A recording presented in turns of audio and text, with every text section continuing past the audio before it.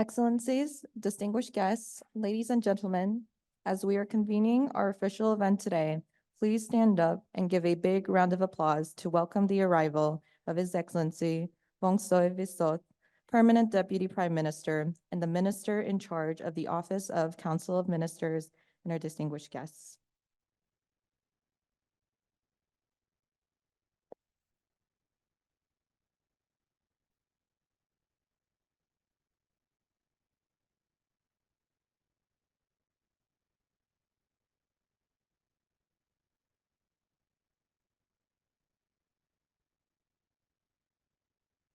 Thank you, Excellencies, distinguished guests, ladies and gentlemen, please be seated. Excellencies, distinguished guests, ladies and gentlemen, good morning and welcome to the launch of the 2024 Regional Human Development Report, Making Our Future, New Directions for Human Development in Asia Pacific and Cambodia.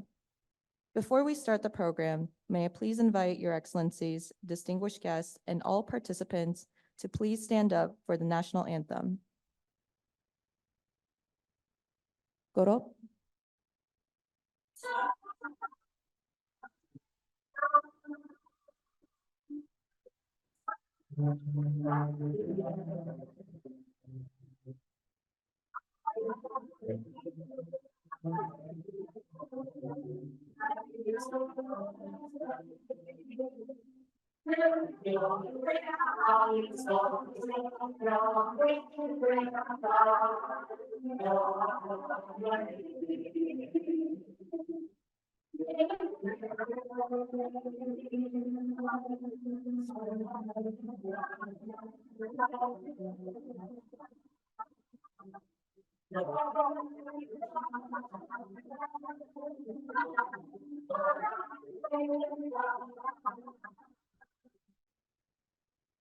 Thank you. Please be seated.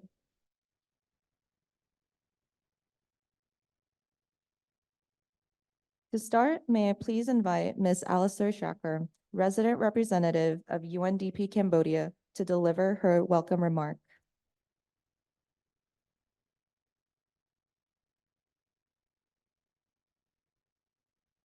Aaron Sostai,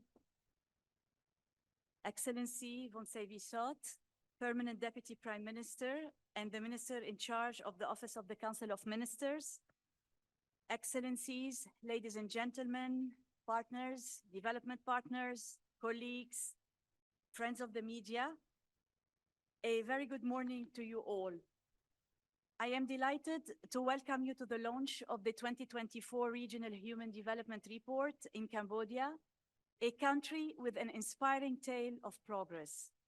I will come back to this in a while. The 2024 Asia Pacific Human Development Report, titled Making Our Future, New Directions for Human Development in Asia and the Pacific, was officially published on the 6th of November of last year.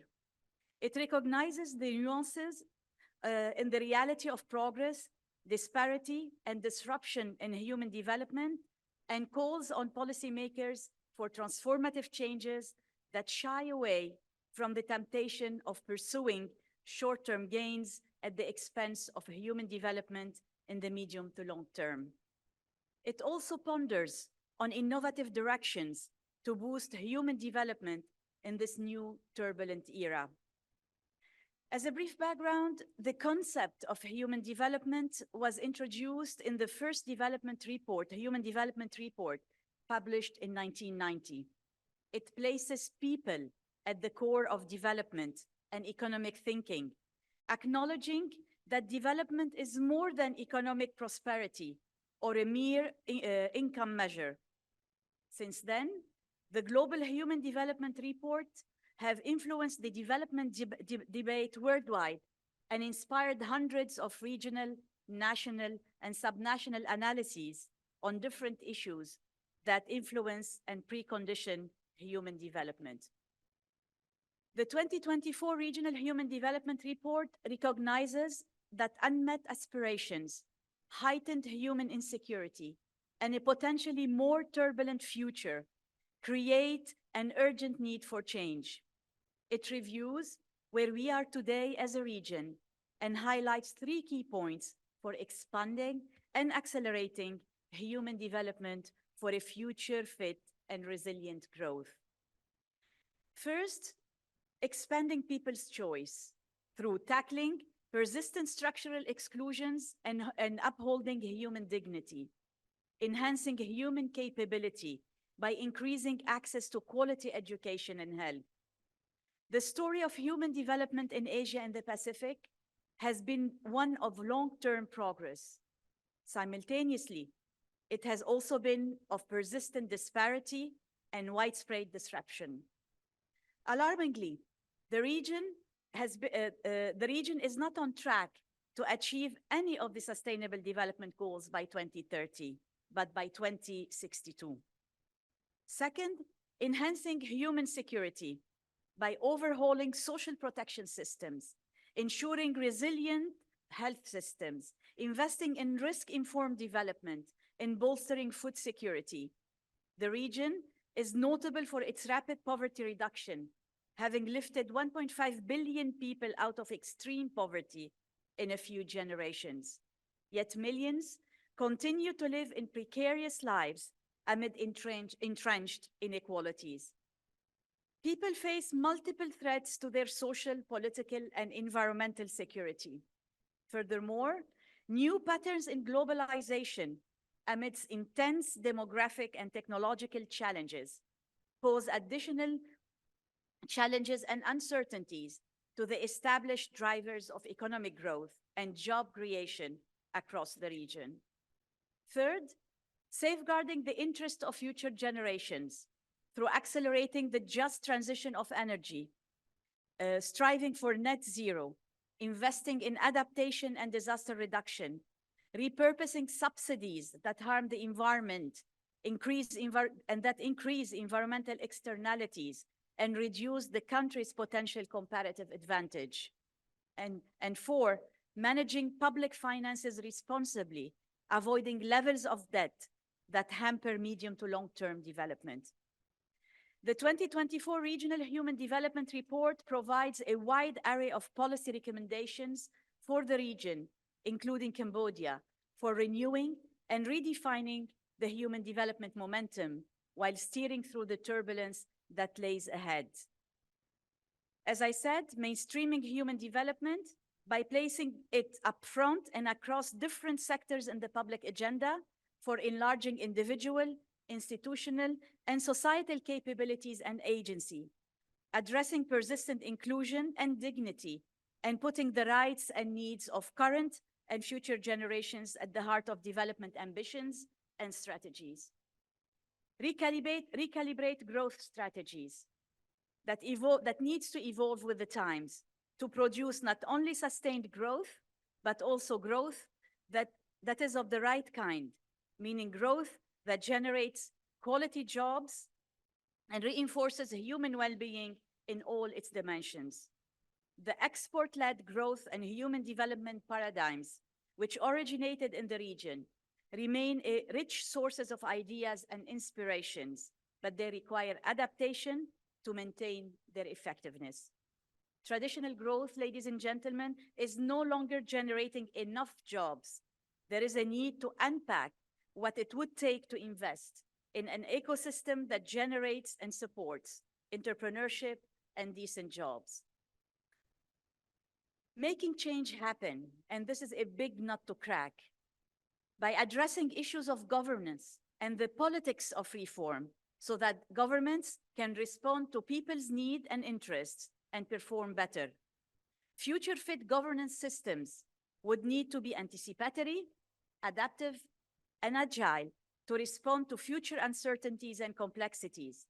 Moreover, the leap from strategy to action will also require a shift in mindset among leaders and communities, as well as stronger institutions for implementation through nurturing political will, collaborative leadership, and civic engagement. All of this is very good, but what does it mean in the Cambodian context? Cambodia emerged as one of the fastest growing economies in the world during the last 2 decades, maintaining an average growth rate of around 7% until the COVID pandemic. Thanks to this economic performance, the country has made notable improvements in key human development dimensions between 1990 and 2021. To cite a few, the gross national income per capita increased fourfold from approximately $1,000 to $4,000 when adjusted by the purchasing power parity. Life expectancy increased more than 14 years to surpass the age of 70. Means years of schooling growing by 2.4 years, increasing from 2.7 to 5.1 years on average. With these improvements in income, health, education, the country's Human Development Index has increased by 56.9%, reaching the medium human development category and bringing Cambodia to a ranking of 146 among 191 countries in 2023.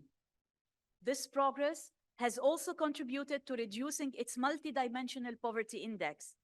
Cambodia's multidimensional poverty index value fell from 0.17 in 2014 to 0.07 in 2021-2022. And the incidence of poverty dropped about 37% from about 37% to 17%.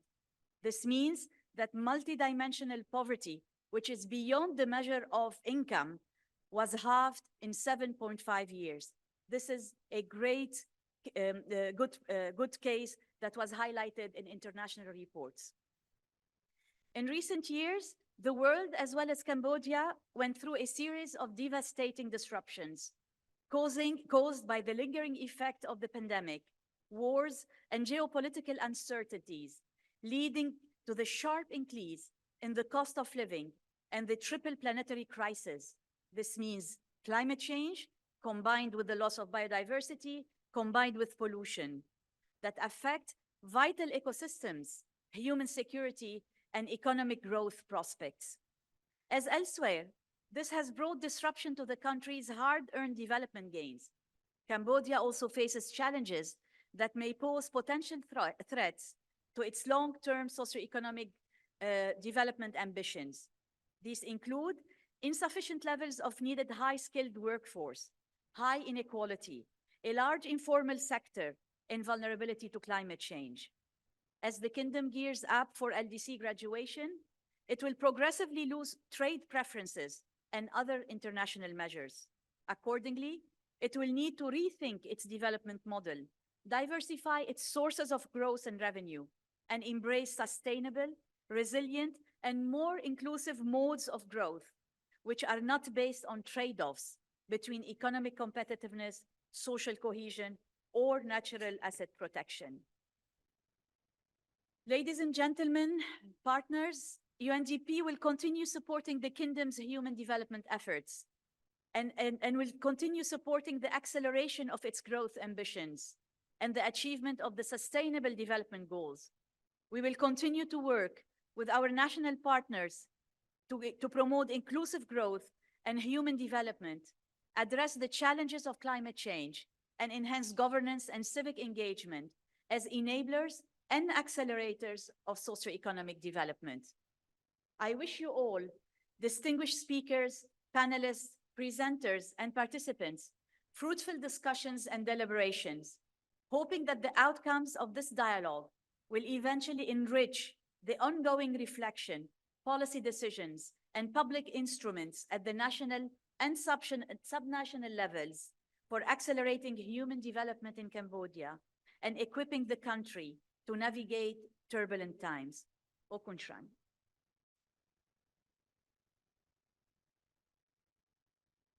Thank you very much, Ms. Alisar-Shaker, for your inspiring welcome remark. Next, may I please invite Mr. Christophe Baoué, Deputy Regional Director for Asia and the Pacific and Director of UNDP Bangkok Regional Hub, to deliver his presentation of the 2024 Regional Human Development Report.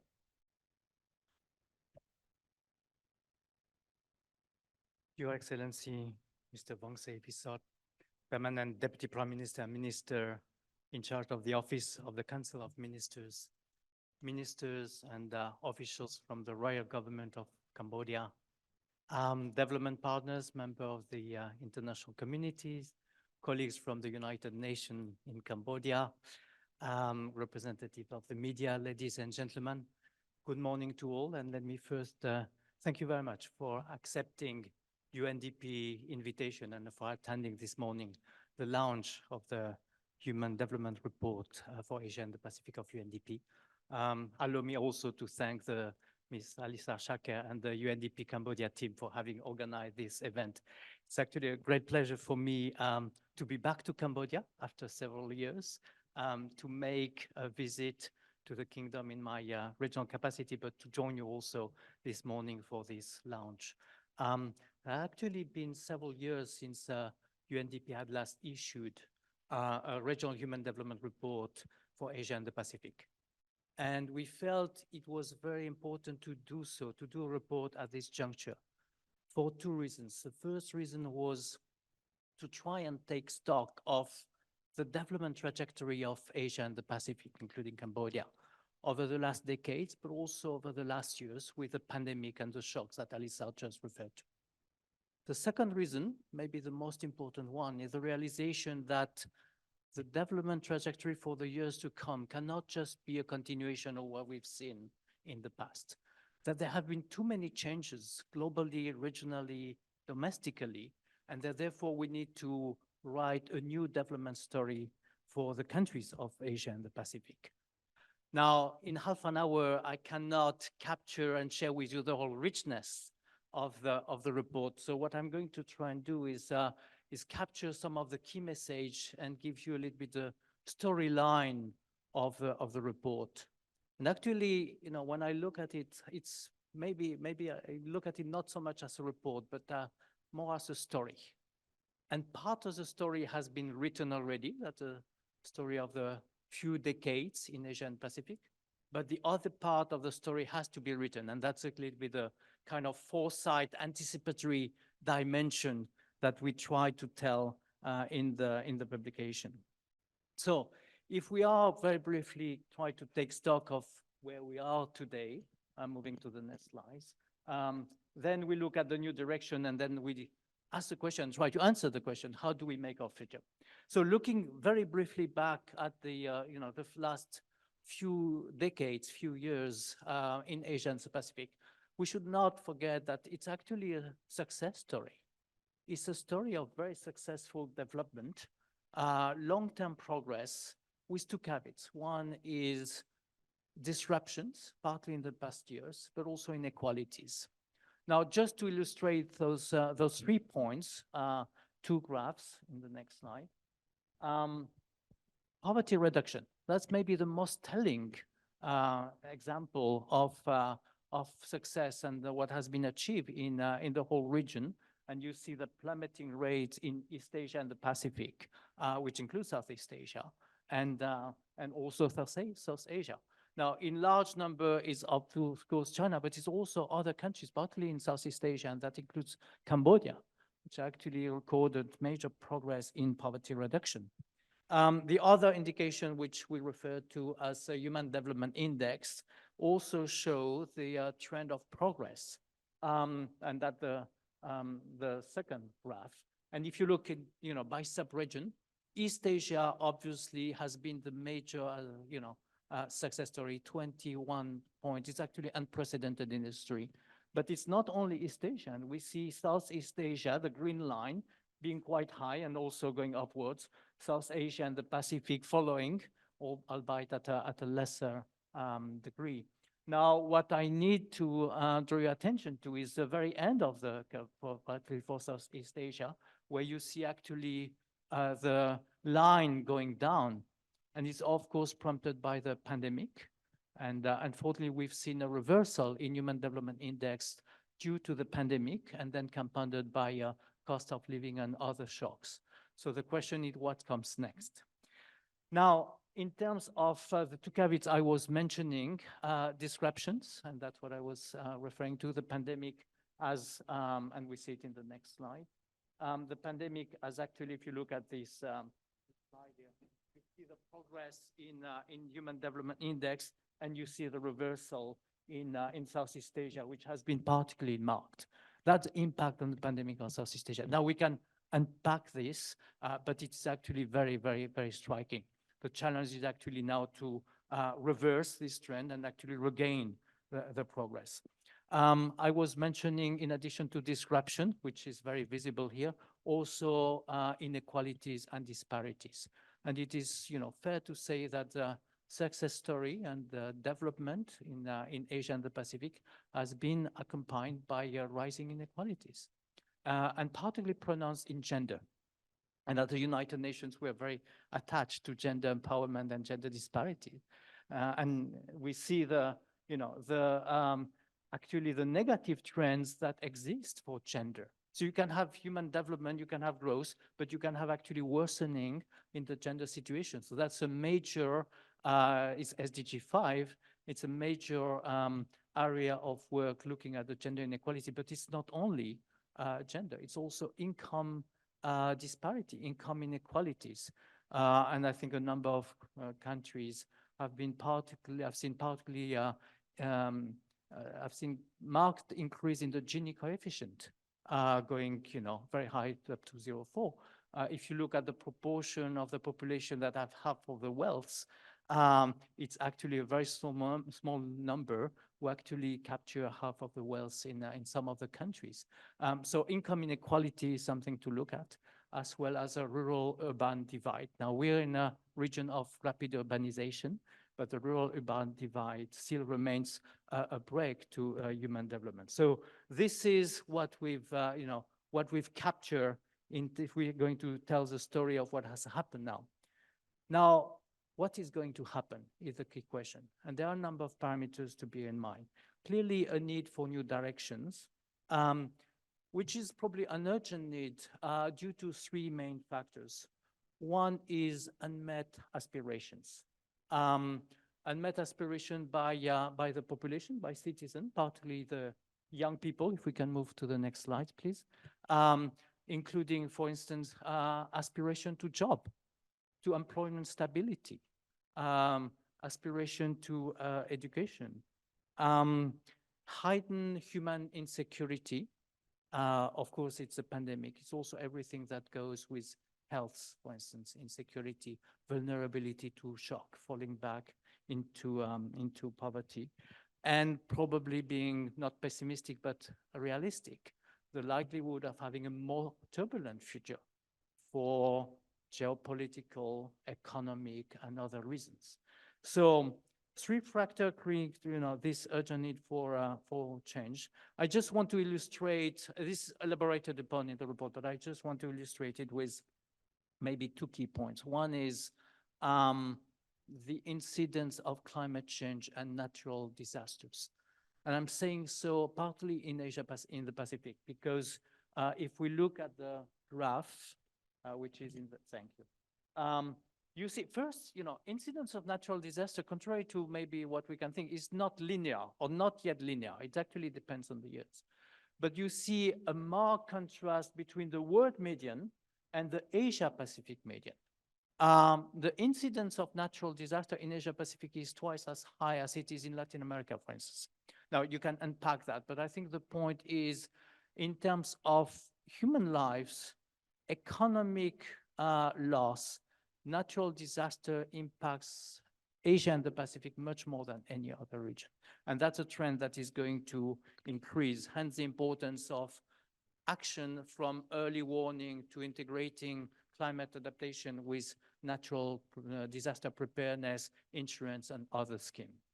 The second example I want to extract from the report relates to social cohesion. And I was referring to inequalities. Now, you have two ways to look at this graph.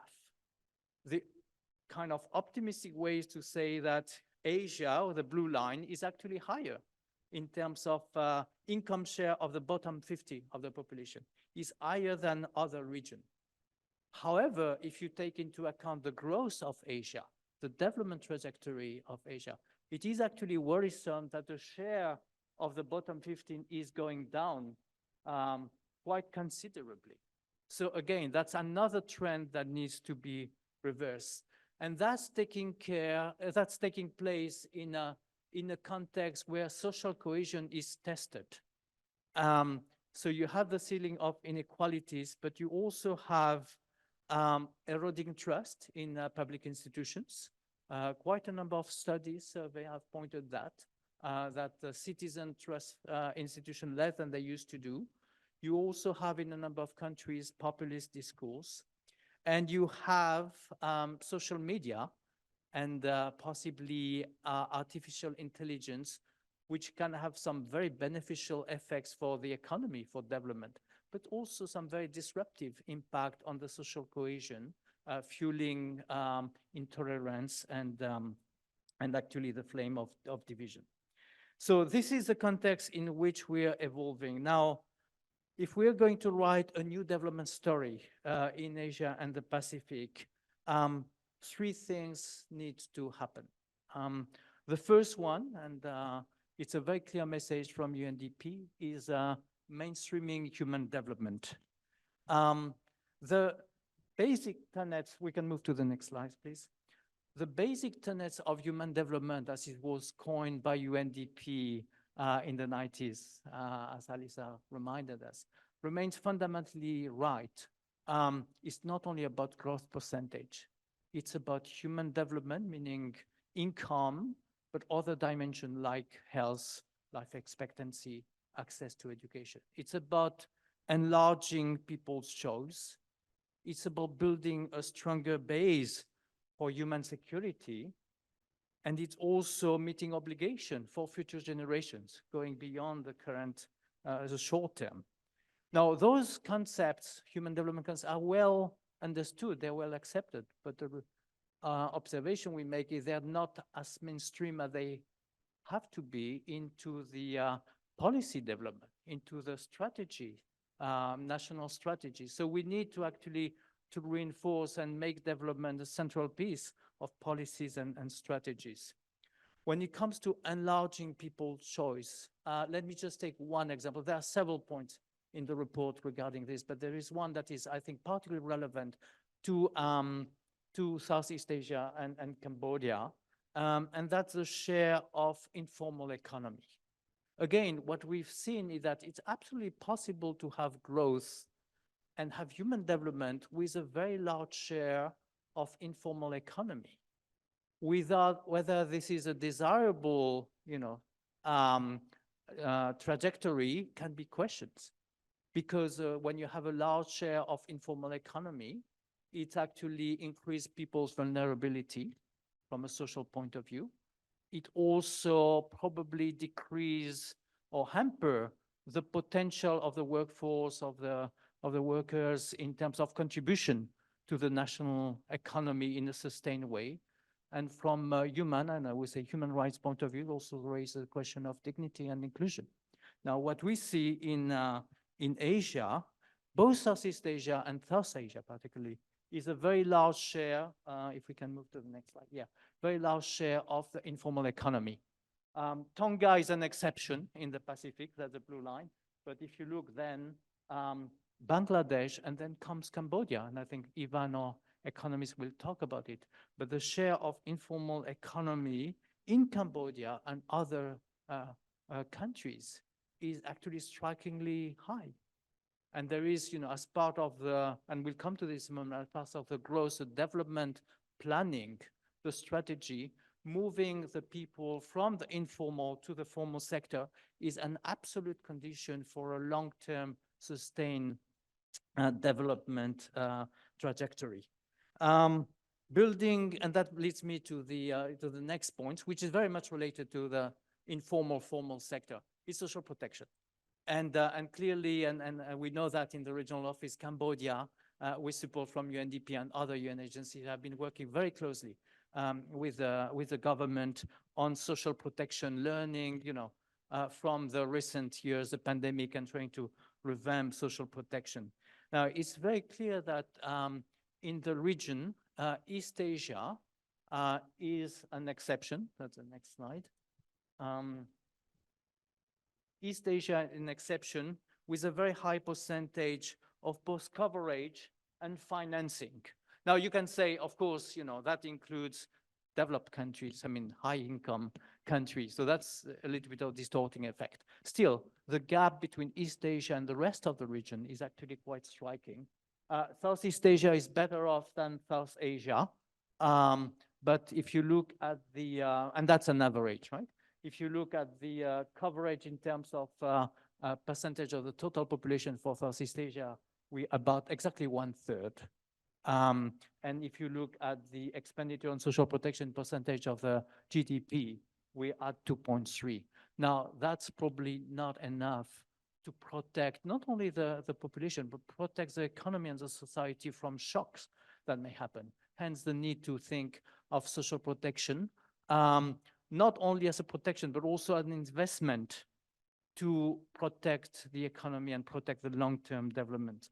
So, and partly looking at, so the middle category of the population, the vulnerable one, and also, again, coming back to the issue of gender, coverage of women in social protection.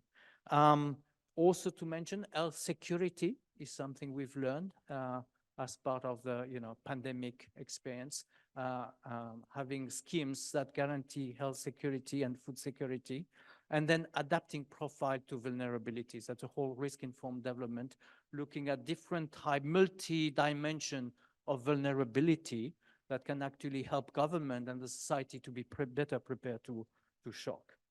I do want to spend a few minutes on the other dimension that I mentioned earlier for human development, which is not looking at the short term, but looking also at the longer term and the obligation that we have for future generation.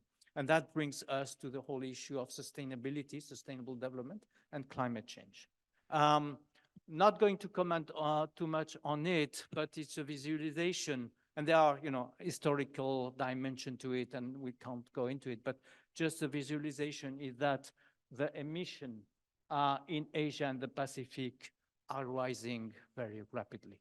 And again, it's, different country, different consideration, but the message here, it's climate and climate action in Asia and the Pacific is, has to be adaptation, but it has also to be mitigation. Hence the importance, and Alisa referred to it, of accelerating energy transition. Energy transition is lagging behind in Asia and the Pacific. We need to catch up, and it has to be a just energy transition. That one that look at the social dimension is also inclusive. We need to invest in climate resilience. That's part of the whole financing debate, finding the fiscal space, looking at sustainable finance, which we were discussing with Permanent Deputy Prime Minister just before this event. Protecting nature, not just for the sake of the environment, but looking at nature like an asset for the country, whether it's forest, coastal areas, and also managing public finance debt. And it's very true that debt has been a major obstacle to those investments because a number of countries from Bhutan to the Pacific in the region are overburdened by debt and therefore do not have the resources that they would need to make the investment I was just mentioning. When it comes to growth, I think UNDP is very clear that growth is important. It's necessary. It's not an end in itself. We should not be obsessed by the growth percentage, but it's very unlikely that you would have development if you do not have growth. The question becomes, what kind of growth do we have and do we need? So we need to be very vocal about the need for growth, but we need also to be very vocal about the type of growth that the countries and the society need. It includes job creation. Jobless growth is a risk in the region. Growth has to go with jobs. It has to go with inclusion. Export-led growth is important. Not the way it happened with the so-called Asian tigers a few decades back, but needs to be rethought. And there is a whole line of thought, a whole rationale in the report. Looking also at domestic markets, which have not been sufficiently, the potential of domestic market have not been sufficiently harnessed in Asia and the Pacific. Now, of course, in countries like Indonesia or Bangladesh, we're talking about large market, but even in country like Cambodia, I think looking at domestic market can be valuable from an economic point of view, but also from a social point of view, because it also talk about economic inclusion and risk-informed development for the climate-related region I was mentioning. A couple of points I would like just to highlight very briefly, which are in the next slide. Manufacturing. There has been a whole debate about whether we need to move up the value chain and just for a number of countries reduce the manufacturing. But actually, if you do an analysis, the manufacturing sector, first there is a demand for it. And also it has a very long value chain. It actually generates a lot of employment. So we do believe that manufacturing sector remain an important component of growth and development in Asia and the Pacific. However, we have to be careful of the reliance on this sector and hence the need to diversify. And we give a couple of directions, looking at new drivers, including services in the next slide. Digital services, that's actually quite interesting to see the very rising trend in terms of digitally delivery service export. And I think it's quite interesting for a country like Cambodia, because I was quite impressed on Tuesday when I had a number of meetings with the government to see how quickly Cambodia is moving into digitalization with a strategy, digital government, digital citizen. Digital services can be an interesting direction to explore. Looking at the potential of blue-green economy, depending on the geographic location, which also goes with finance, including green finance, and leveraging technology for entrepreneurship, including small entrepreneurship. Because in the region, we have a lot of very dynamic small entrepreneurship, young entrepreneurship, which can actually also contribute to development.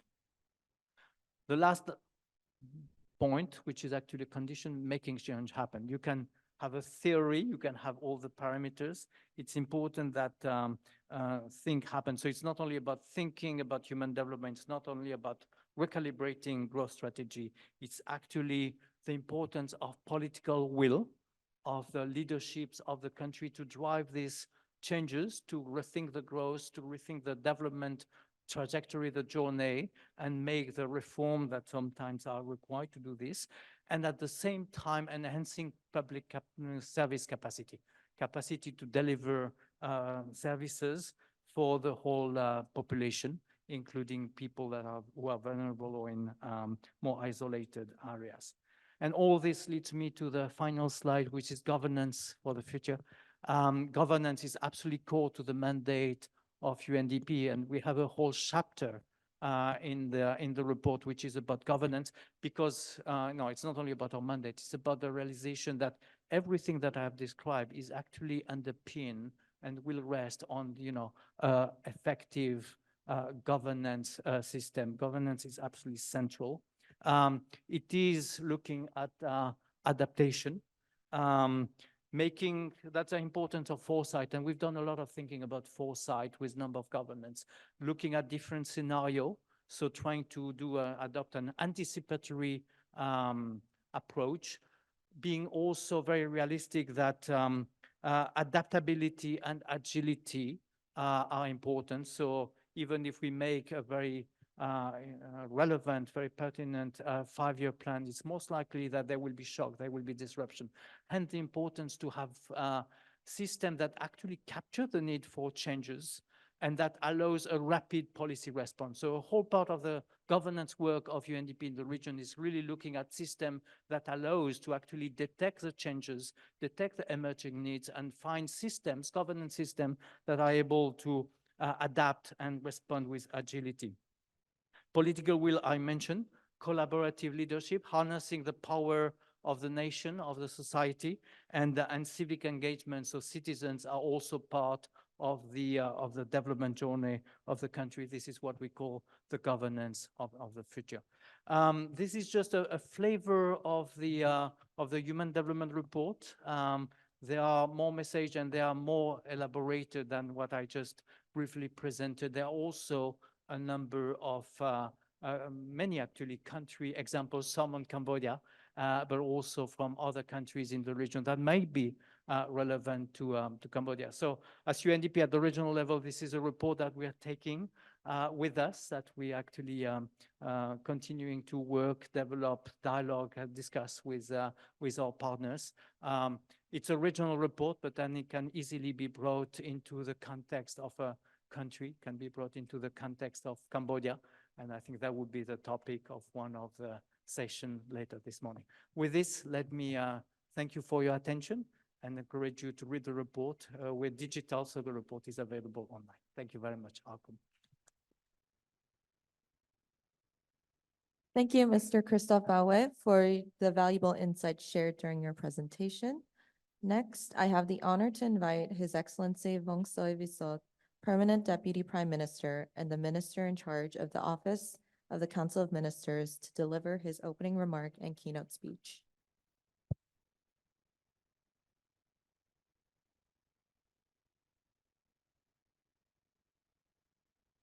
Mr. Christopher Baouet, Deputy General Director for Asia and the Pacific, and Director, UNDP Bangkok Regional Hub. Ms. Alisa Chaker, Resident Representative, UNDP Cambodia. Excellencies, Samheng Bora, Mr. Delegate attached to the Prime Minister. Excellency, ladies and gentlemen, distinguished guests. At the outset, let me thank the UNDP for inviting me to deliver the opening remarks and keynote speech at this high-level workshop to launch the 2024 Regional Human Development Report, titled Making Our Future, New Direction for Human Development in the Asia Pacific.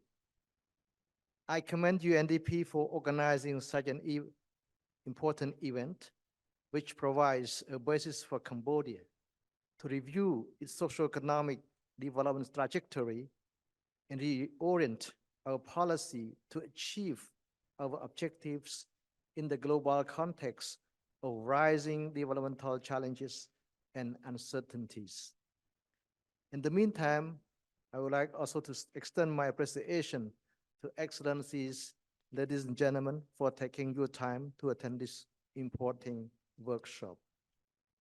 Taking this opportunity, may I express my gratitude to the UNDP for proactively supporting the promotion of human capital development, especially in education and health in Cambodia over the last few decades.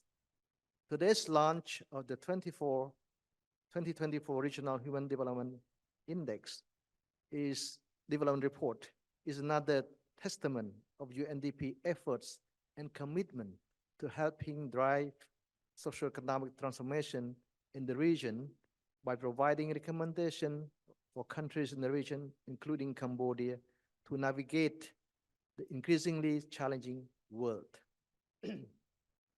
Excellencies, ladies and gentlemen, as you're all aware, globalization has facilitated economic growth and reduced poverty through increased trade and capital flows and the exchange of technologies.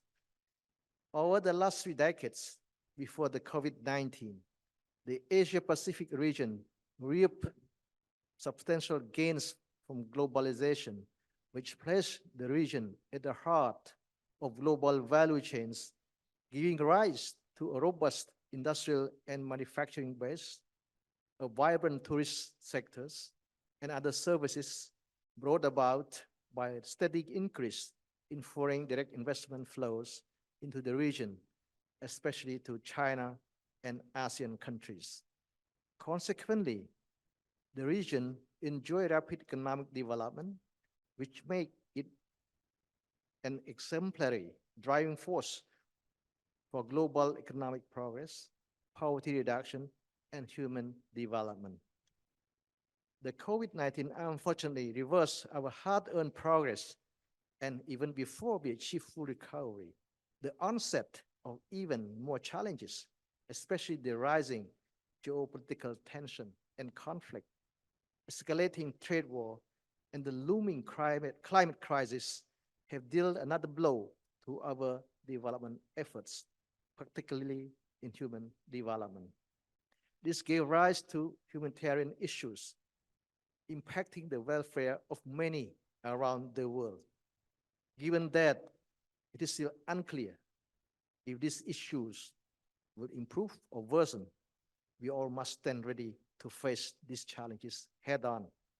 And no doubt, we will rely on our humanity to guide us safely through this challenging phase of human history. Excellencies, ladies and gentlemen, as we face great uncertainty, we must recognize that sustainability and inclusiveness must guide socioeconomic development in our region, and human capital development must be its central driving force.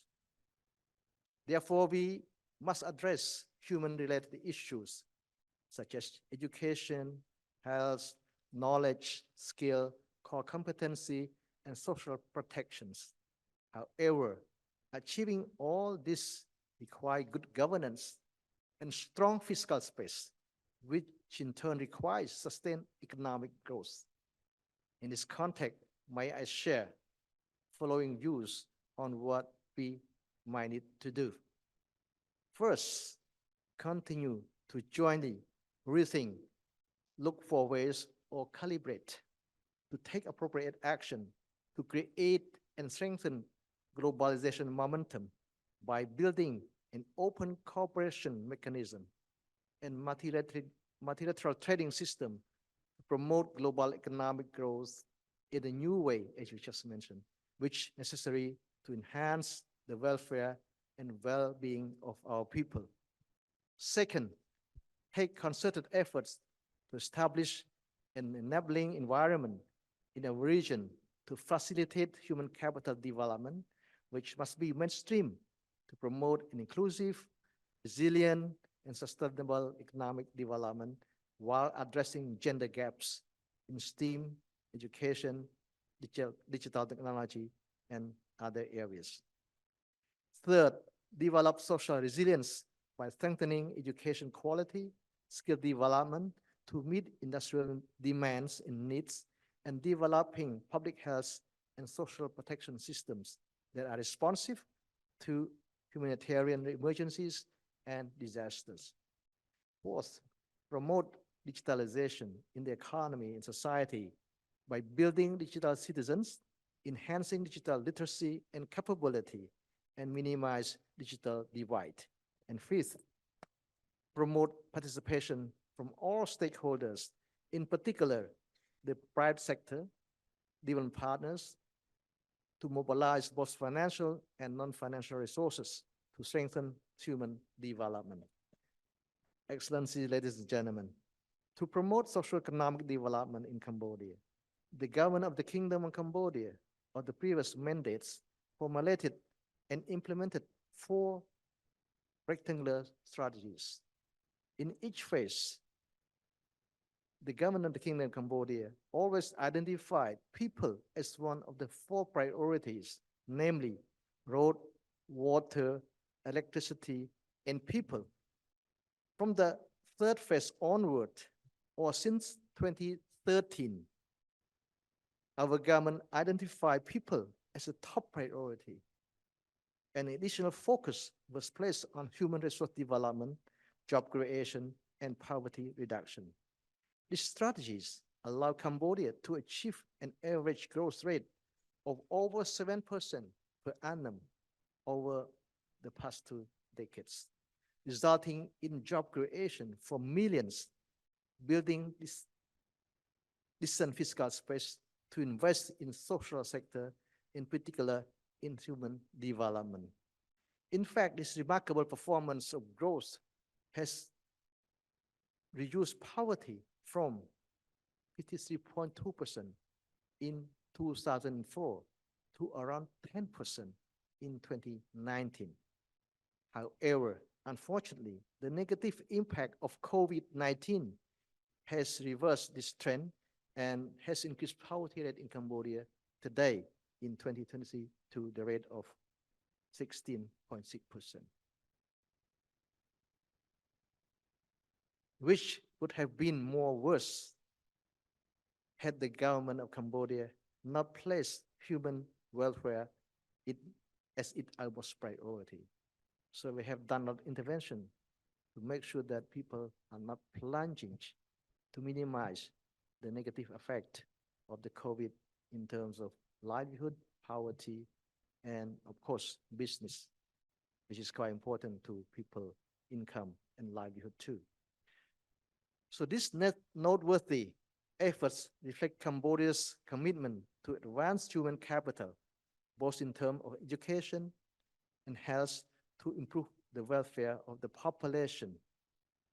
However, despite this positive development, I think Madam Representative has already laid out the achievement that Cambodia has done in terms of, human development index in education, healthcare, and others. But we are still lagging behind our peer countries or our neighbors, especially our counterpart in ASEAN. We heard about the Cambodia's ranking of, 146 among over 190 countries.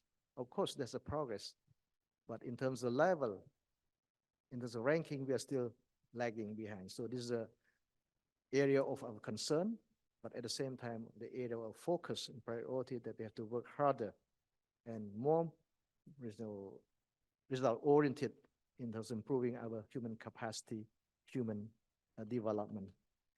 In this regard, the government of the Kingdom of Cambodia, of the 7 mandate of the National Assembly, led by Samdech Mahabawar Theppaday Hunmanat, Prime Minister of the Kingdom of Cambodia, formulates Pentagonal Strategy Phase 1.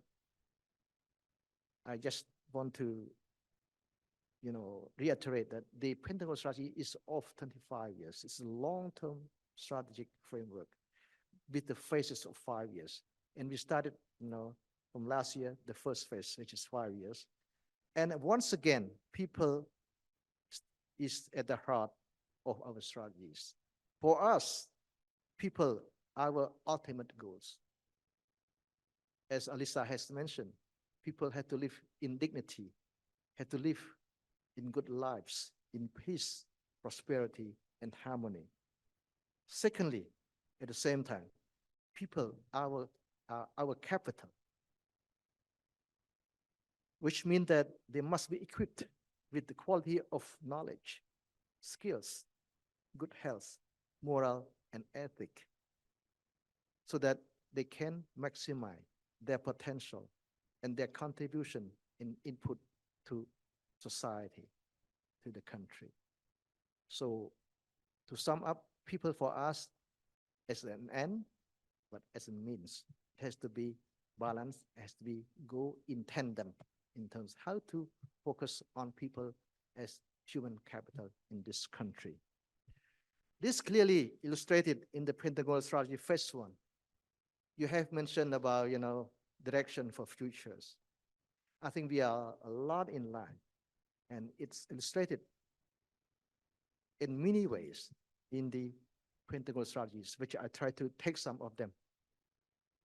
So in the first Pentagon, we have 5 Pentagons in the strategies, which is called Human Capital Development.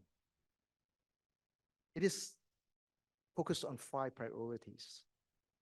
Number 1, enhancement of quality of educations, sports, science and technology. Second, technical skills training. Third, improvement of people's health and well-being. Fourth, strengthening of social protection system, which Alisa very, frequently mentioned about, and food system. With strengthening of quality of citizenship of a highly civilized society with morality, equity, I think ethics and inclusiveness. So we also look at the soft part of the human being in terms of morality and ethics. We cannot forget about this moving forward to build a strong society, strong nations. So secondly, fourth Pentagon, which is titled Resilient and Sustainable and Inclusive Development. They're focused on 5 priorities too. You know, we have always 5, 5, 5, 5. Optimization of demographic dividends, strengthening of demographic resilience, and promotion of gender equality. Cambodia is lucky that we have demographic dividend, but it is an opportunity. If we don't make it useful, if we don't seize this opportunity might be gone.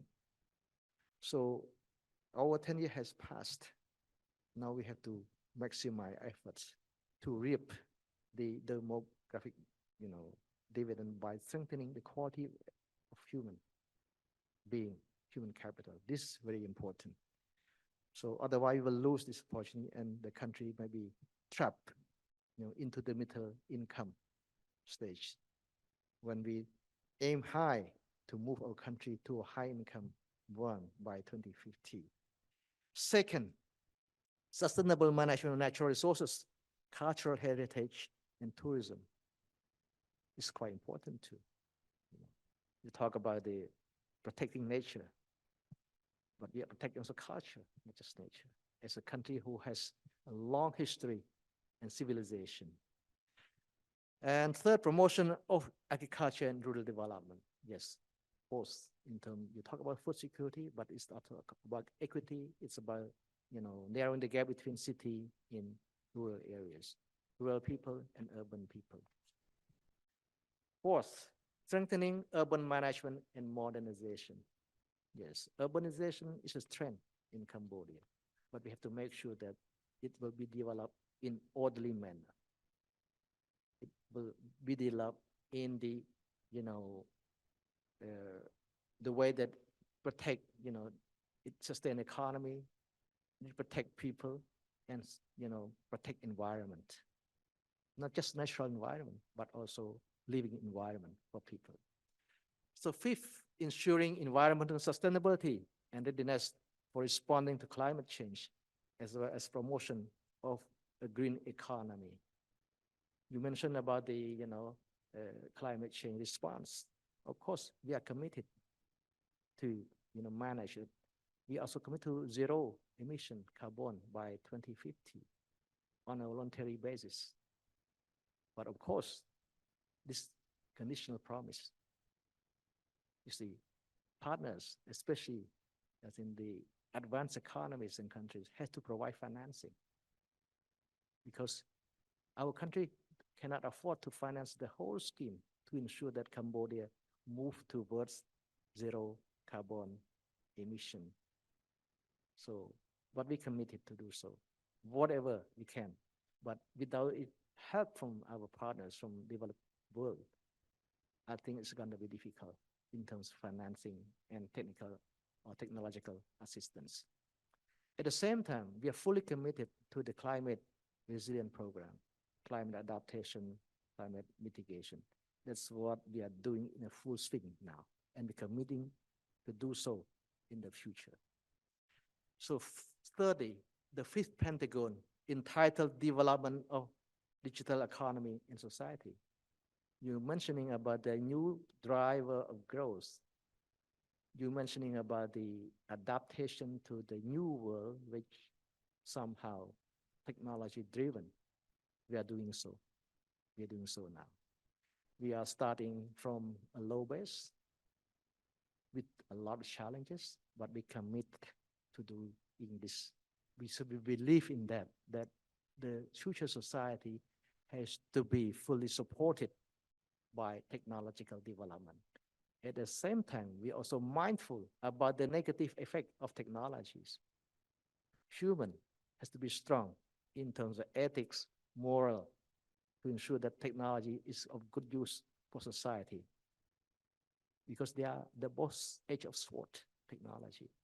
That's why we mentioned about the importance of ethics, of mindset, of moral, of human being, of human in terms of how we manage technology for the sake of, countries and nation development. So therefore, we focus on 5 also areas of technological development, especially the digital technology and economy. So first, building digital government and digital citizens. Second, development of digital economy, digital business, e-commerce, and digital innovation system.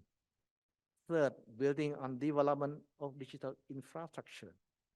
And fourth, trustworthiness, building in digital system, because this third and fourth priorities quite essential for us to build the 3, pillars of digital economy society, which is digital government, digital economy and business, and digital citizen.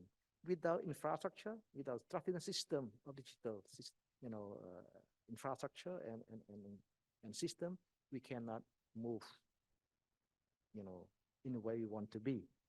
And last but not least, development of financial technology, which we believe also will be, revolutionary in terms of how economy is managed, how SME is managed, how financial inclusion, financial access is managed. We believe so, and we are fully, cooperating with partners to ensure that Cambodia on the, curve in terms of financial technology and financial development. In addition, the government of Kingdom Cambodia set out 6 priority policy programs to be implemented from 2023, all which 4 programs are directed to protecting people as follows. Very specific program for these 5 years. First, improving health service towards universal health coverage. Now we are working on establishing a framework for universal health coverage, which is a long-term journey for us in terms of taking care of people from a health perspective. So therefore, we have a sequencing measure policy, 5 years, 5 years, 5 years. We don't know yet how much time we would need to do that. We know that a lot of countries fails, including developed countries, fail in universal health coverage. But we also committed, given the priority, given the focus we have had on people. So I think, therefore, I urge you to work with the Ministry of Health and other institutions to help us improve the health system in Cambodia as much as we can.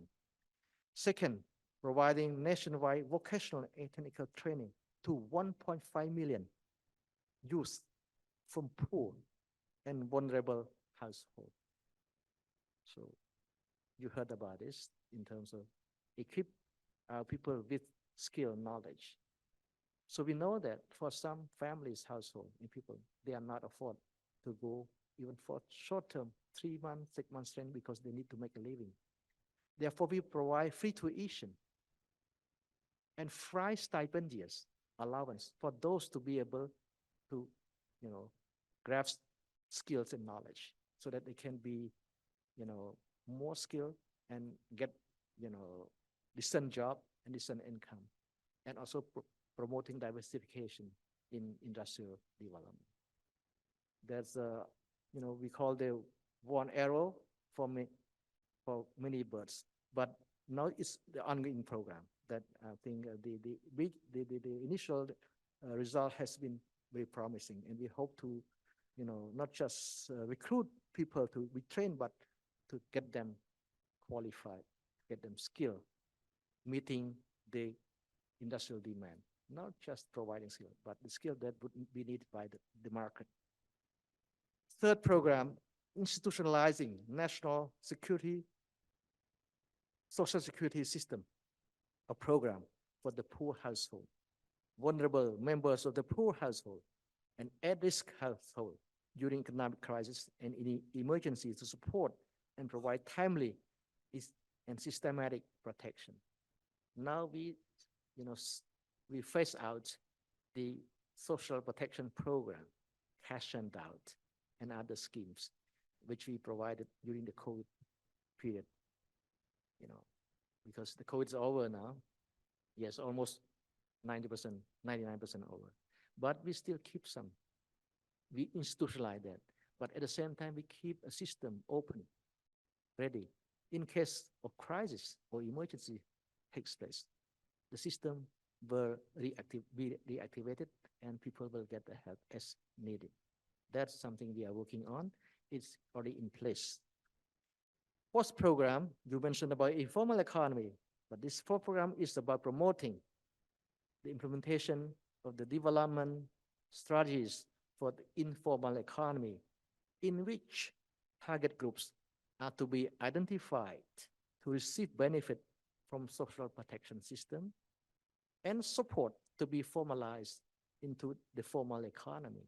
So on the one hand, so we encourage, we motivate them to be registered, not for the sake of taxation, because they're scared of that, not for the sake of regulations, but for the sake of accessing to social protection when needed, or,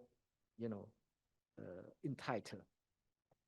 But on the other hand, also we have to provide support so that they can be formalized. We have to show that they will get benefit if they formalize, not just for themselves, but for the economy, for the country. That's a long journey for us to go, but we have to start, we have to embark on this program. And now I think this is very actively implemented by many ministries, and particularly the Ministry Industry and Science and Technology. So you can see a lot of work, a lot of program, a lot of policy has been put in place. But our concern now, I move to the concern and the area of critical, strategy that this policy and program are effectively implemented and, yielding the result that we desired to see. As we all know, the government of the Kingdom of Cambodia has also created the National Committee for promoting the implementation of key measures for public administration reform. And it is chaired by Prime Minister himself. You see the level of priority, the level of attention, the level of focus. This measure is central to the successful implementation of the Pentagonal strategies. You talk about this too in the future direction. Yes, we're doing that. Of course, political will you have heard about this, but now we also care.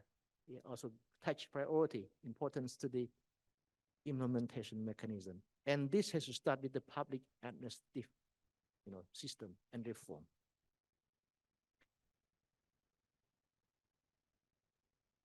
And the core of this reform is the introduction of a merit-based public services through three measures. Number one, transparent, fair, and inclusive recruitment. Now you heard about recruitment program and process. It's quite tough, competitive, but fair and transparent.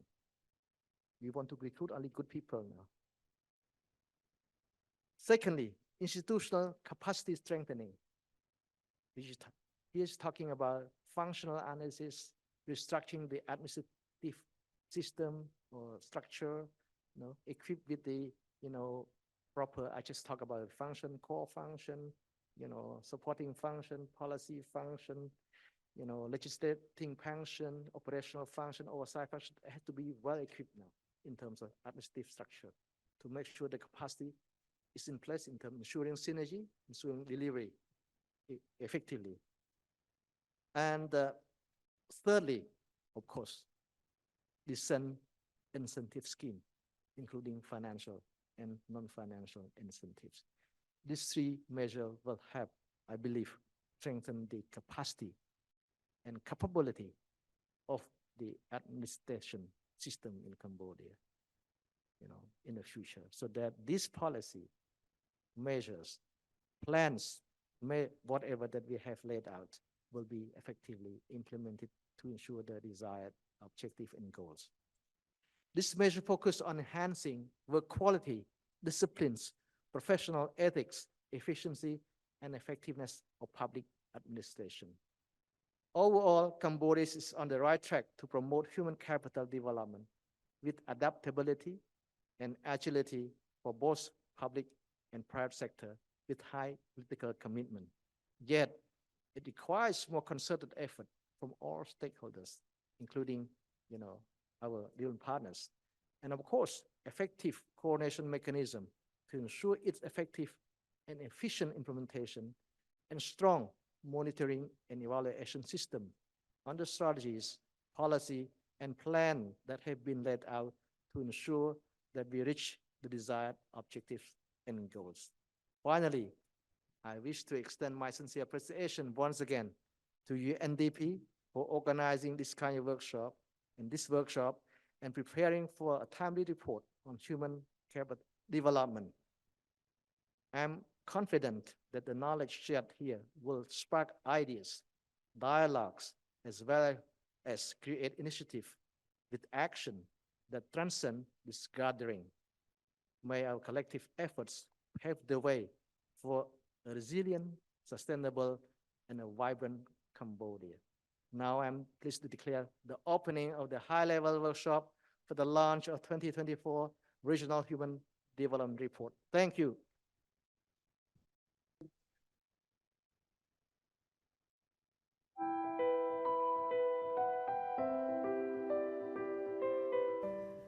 ខ្ញុំមានក្តីសោមនស្សរីករាយក្នុងការបង្ហាញជូនលោកអ្នកនៅរបាយការណ៍អភិវឌ្ឍមនុស្សឆ្នាំ2024របស់ UNDP សម្រាប់តំបន់អាស៊ីនិងប៉ាស៊ីហ្វិក។ របាយការណ៍នេះចេញស្របពេលដែលពិភពលោកទាំងមូលកំពុងតែច្របូកច្របល់និងមានការព្រួយបារម្ភជាខ្លាំង។ តំបន់អាស៊ីនិងប៉ាស៊ីហ្វិកជាទីកំណើតនៃកំណើនសេដ្ឋកិច្ចដែលដឹកនាំនឹងការនាំចេញនិងវិធីសាស្ត្រអភិវឌ្ឍមនុស្សតំបន់នេះបានក្លាយជាប្រភពនៃការបំផុសគំនិតសម្រាប់ពិភពលោកទាំងមូលធាតុសំខាន់ៗចំនួន3ជាដំណោះស្រាយទី1យើងត្រូវដាក់មនុស្សជាអាទិភាពស្នូលនៃយុទ្ធសាស្ត្រអភិវឌ្ឍទី2ការអំពាវនាវមានកំណើនសេដ្ឋកិច្ចដែលជាកត្តាជំរុញដល់ការអភិវឌ្ឍមនុស្សត្រូវតែកោតរំពងជានេះមិនមែនកាន់តែស្ងាត់នោះទេនិងទី3យើងត្រូវគិតគូរបានកាន់តែស៊ីជម្រៅអំពីរបៀបដែលយើងអាចធ្វើមានការផ្លាស់ប្ដូរហើយកិច្ចការទាំងនេះទាមទារជាចាំបាច់បំផុតនៅការជំរុញឆន្ទៈនយោបាយក៏ដូចជាការផ្លាស់ប្ដូរកាន់តែប្រសើរឡើងតាមរយៈអភិបាលកិច្ចល្អដែលមានការគិតទុកជាមុនភាពបត់បែននិងមានការឆ្លើយតបកាន់តែប្រសើរជាងមុន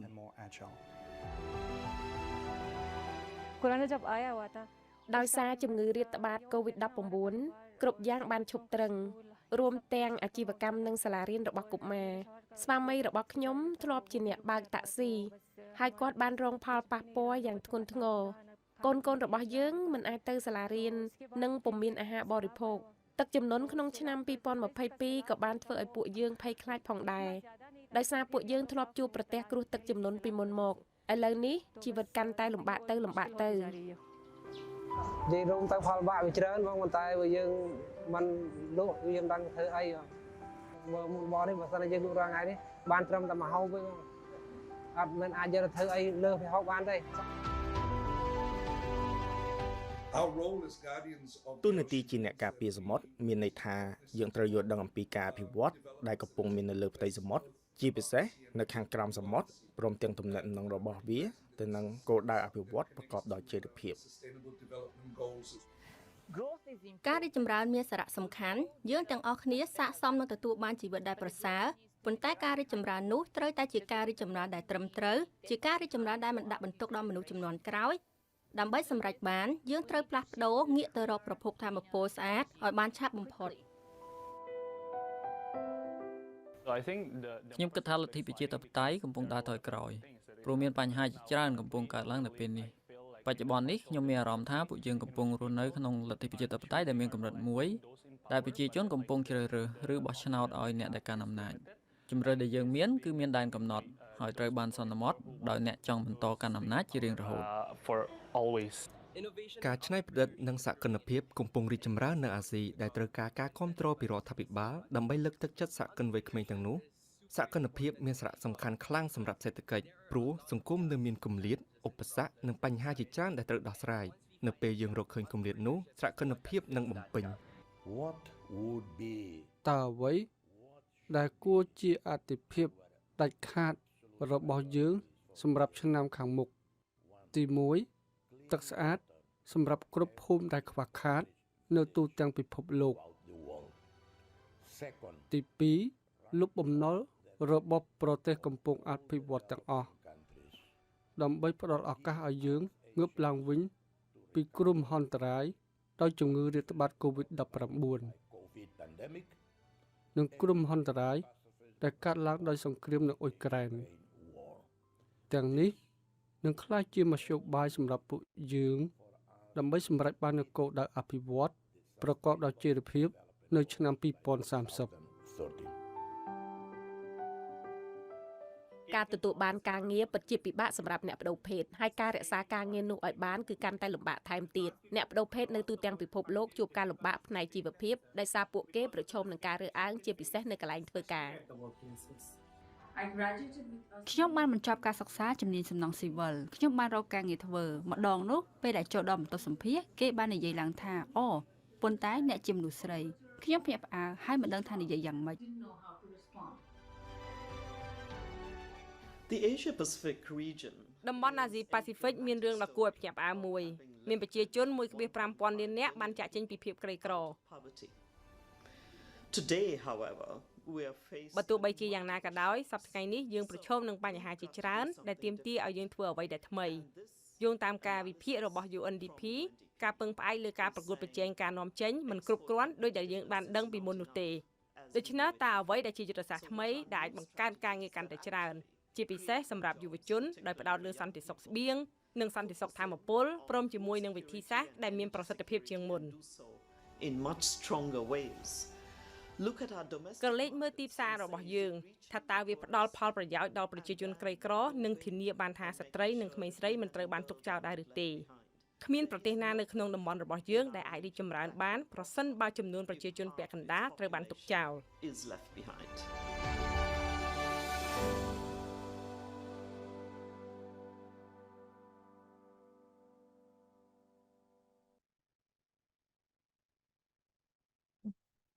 As we resume with our conference agenda, may I please invite Dr. Ivan Gonzalez de Alba, Senior Economist at UNDP Cambodia, to deliver his presentation of the 2024 Regional Human Development Report, Focus on Cambodia.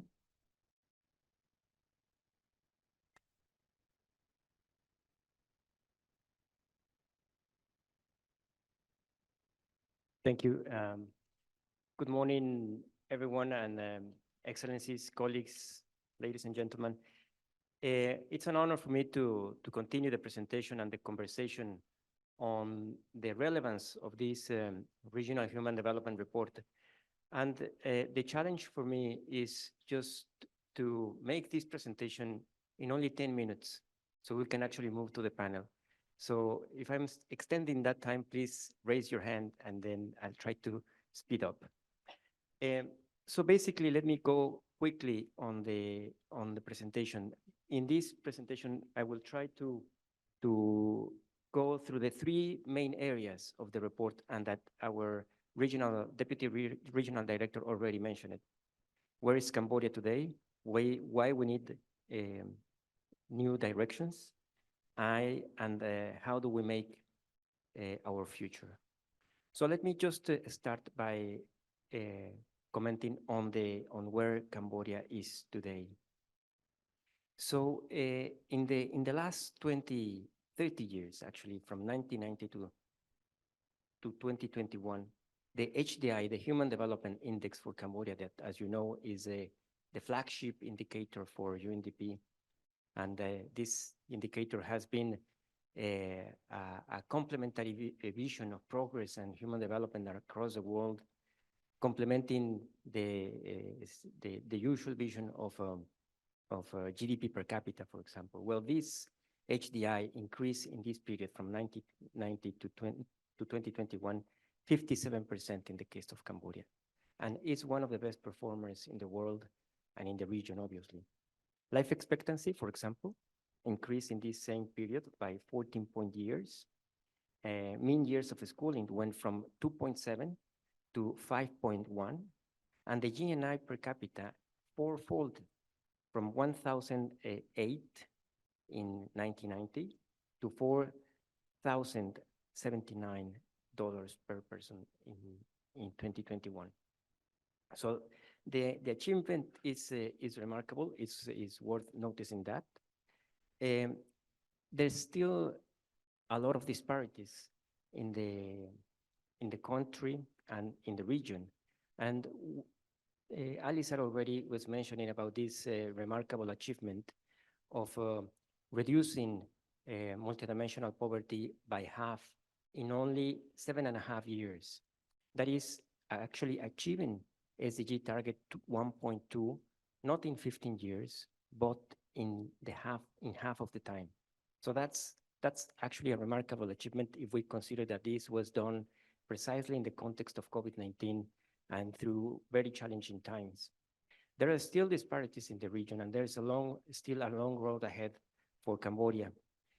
Cambodia is still below in terms of MPI, below, or above Thailand and Vietnam, but is performing better than Laos and Myanmar, for example. No? In terms of the social progress index, this index has a lot of dimensions: nutrition, basic medical care, water and sanitation, shelter, etc. Because of time, I won't be able to stop in all on each of these dimensions, but it's important to say that in the same period from 1990 to 2020, Cambodia made remarkable achievements again in basically all the dimensions, and perhaps we can highlight a few of them in terms of access to information and communication, shelter, nutrition and basic medical health, water and sanitation, etc. No? And as you can see in the graph below, Cambodia is actually picking up and getting closer to the world average in social progress index. So it's a good job so far. So why do we need a change in the direction? And trying to follow the narrative of the Regional Human Development Report, we can find the same three elements that constitute this the need for a different or reinforcing some of the policies. The first one would be unmet aspirations. And in this case, can we go to the next slide? Thank you. As you can see, this is the Cambodia's progress according to UNESCO Gateway platform.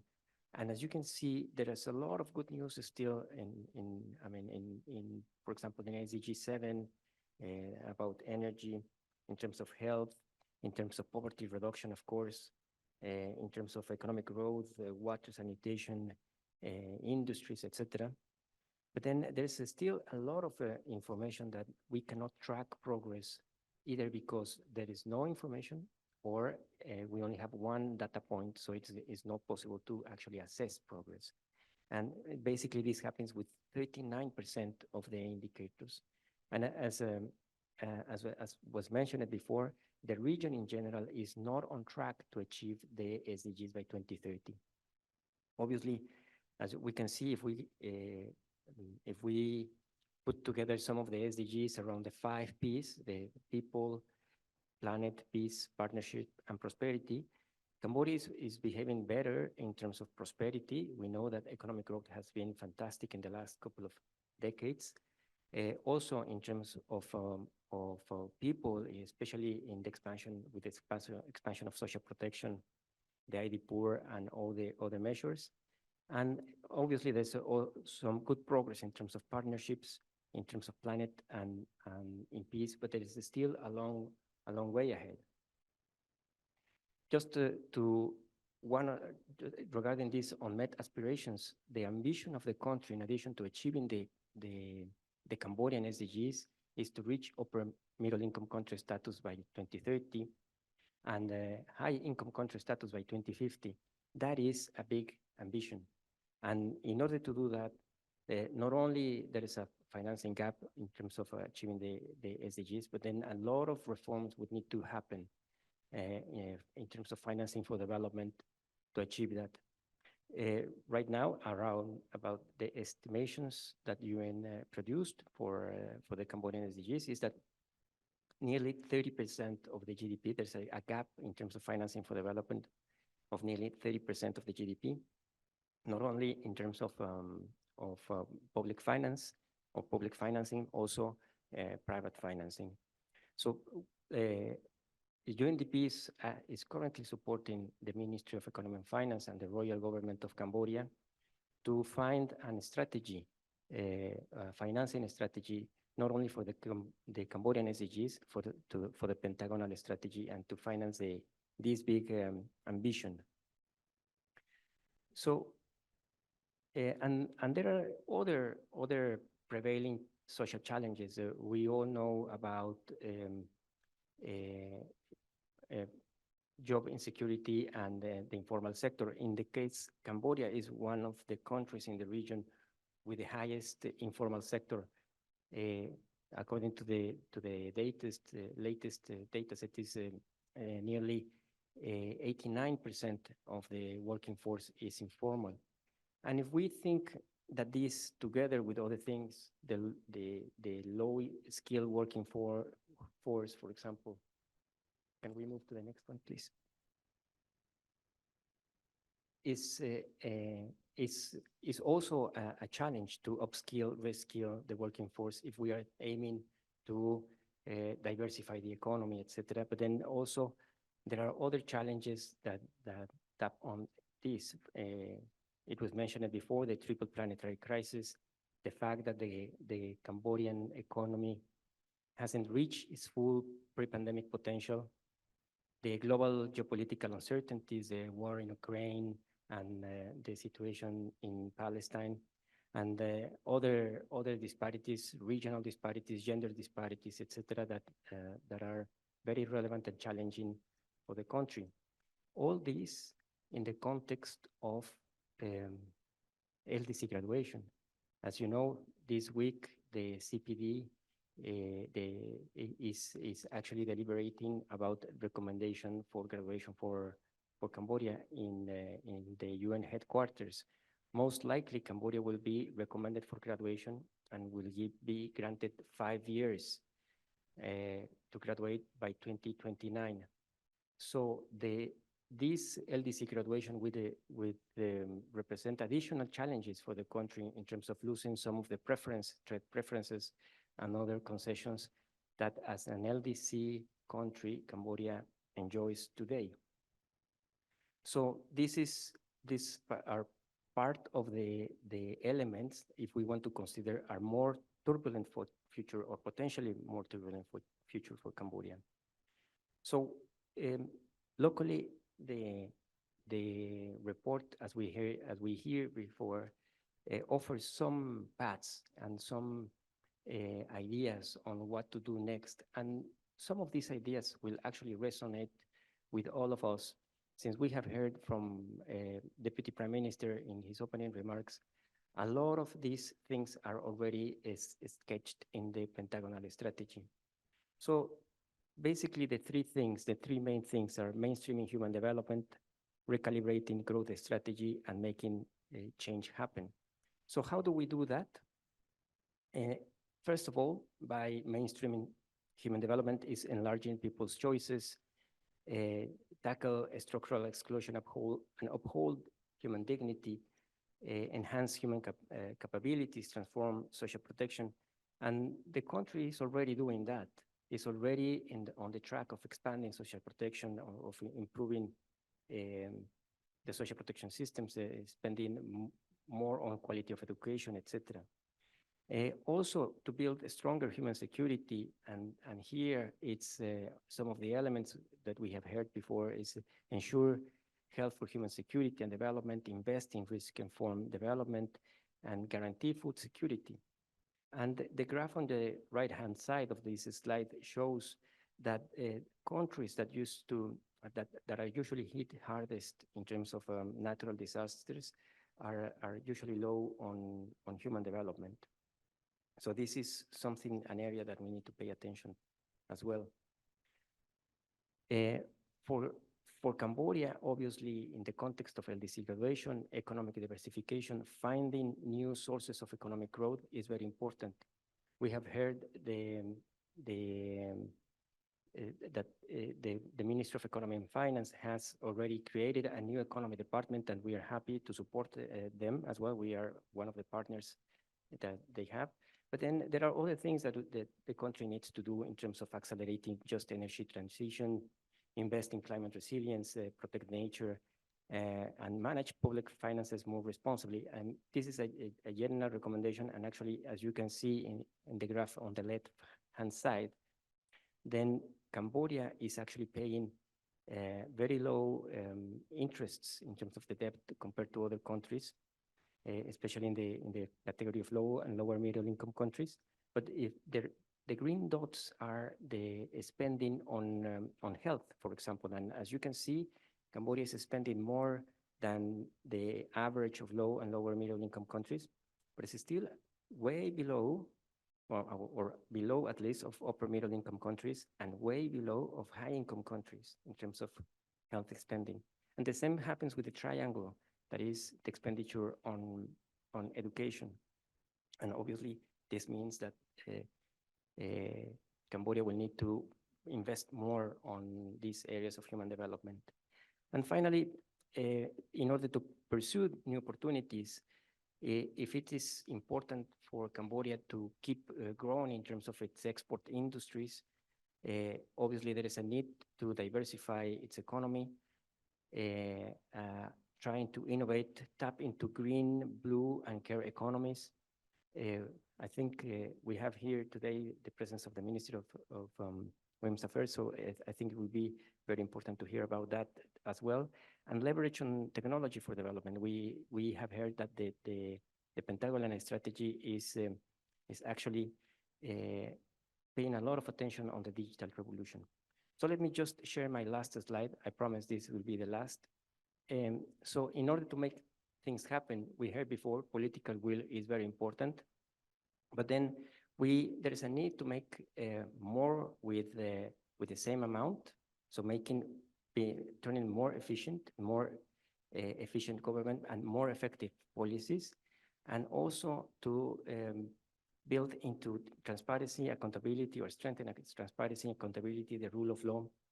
And obviously, we already mentioned that the country already has a very good compass, let's say, that is the Pentagonal strategy, but the issue will be on how do we implement together with the government, development partners, etc., this very ambitious plan.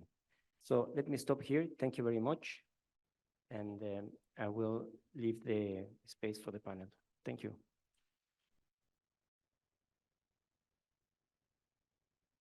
Thank you, Dr. Yvonne Gonzalez Alba, for the meaningful analysis and reflection shared in your presentation.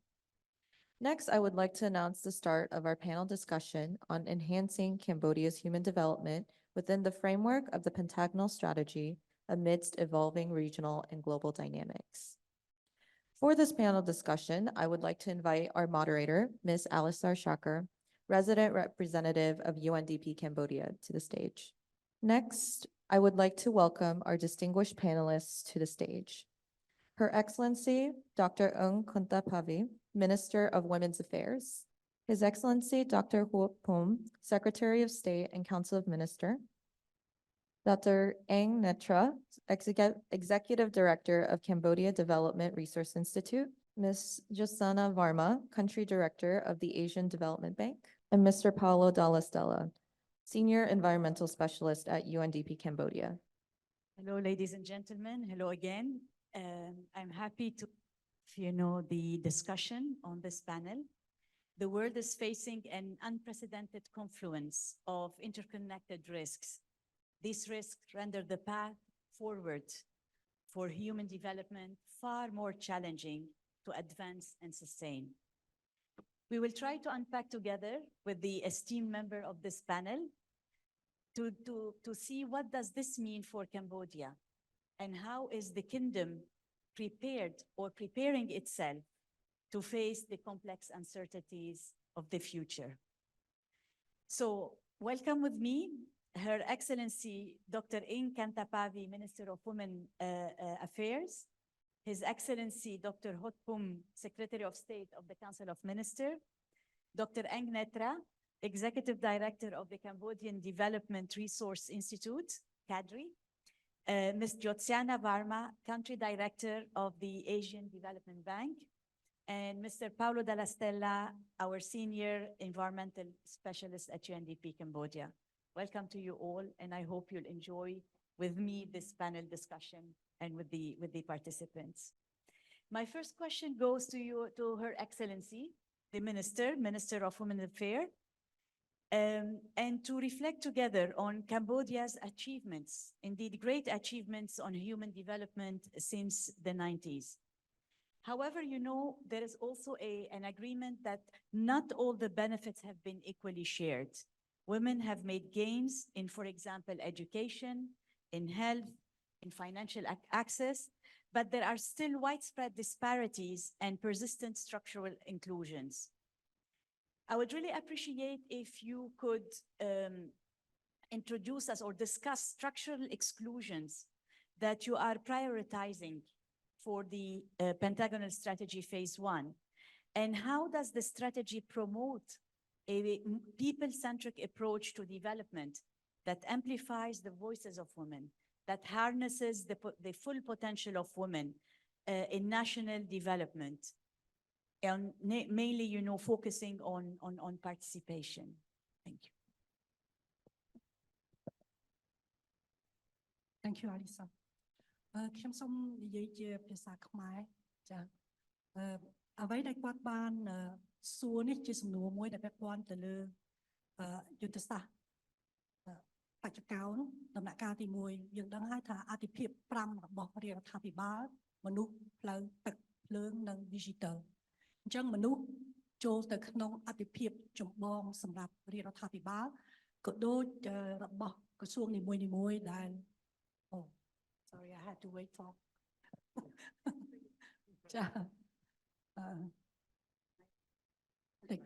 Yes.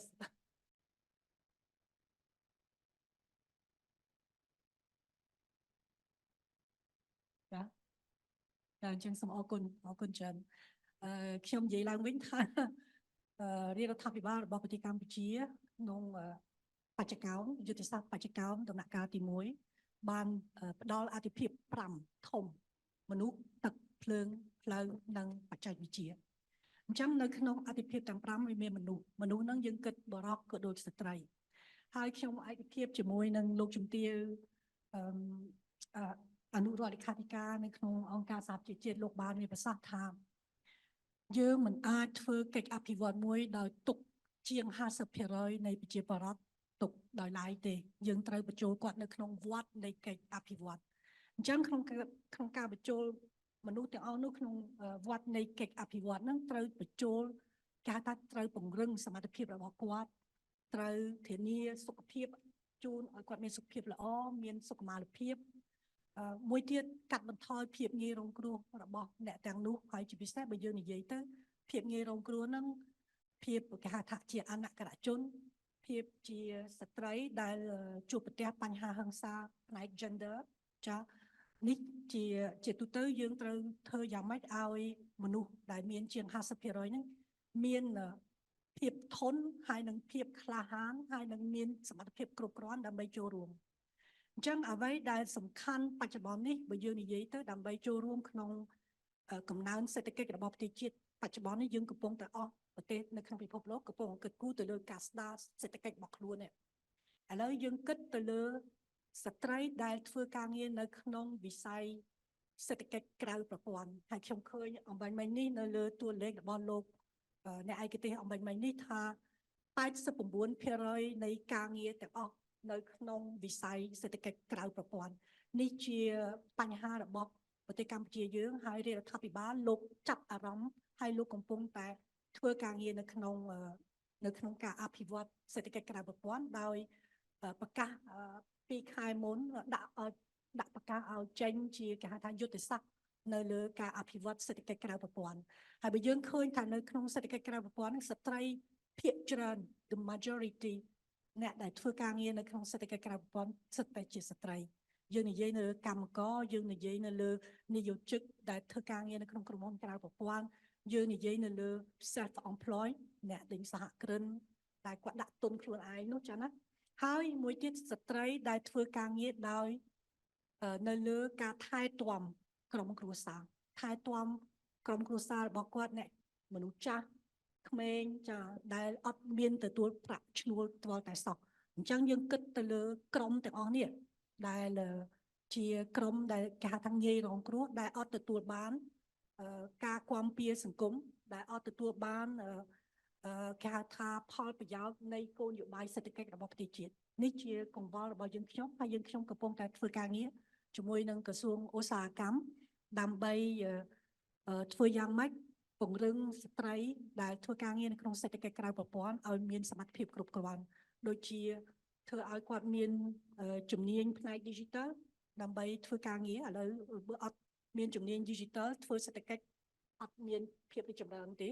ចាមួយទៀតឲ្យគាត់មានព័ត៌មាននៅលើទីផ្សារគេចង់បានអ្វីឲ្យគាត់ evolve គេហៅថាវិវត្តទៅតាមតម្រូវការទីផ្សារដែរគាត់ធ្វើហ្នឹងហើយមួយទៀតយើងកំពុងគិតគូរទៅលើរឿងសុខភាពរបស់គាត់ឲ្យគាត់មាន access ទៅលើសុខភាពសេវាសុខភាពយើងត្រូវធានាសន្តិសុខសុខភាពជូនគាត់ចាហើយមួយទៀតយើងកំពុងតែពង្រីកកម្មវិធីគាំពៀសង្គម social protection យើងទៅលើអ្នកទាំងនោះហើយរាជរដ្ឋាភិបាលខ្ញុំជឿថាអាយដាមនៅជិតខ្ញុំនឹងជំរាបជូននៅលើការពង្រីកកម្មវិធីគាំពៀសង្គមទៅអ្នកដែលធ្វើការងារក្នុងសេដ្ឋកិច្ចក្រៅប្រព័ន្ធយើងគិតទៅលើកម្មករដែលធ្វើការងារនៅក្នុងក្រុមហ៊ុនក្រៅប្រព័ន្ធនេះចាសេដ្ឋកិច្ចក្រៅប្រព័ន្ធនេះចាខ្ញុំសូមទុកពេលវេលាជូនអ្នកដល់ពេលដែរ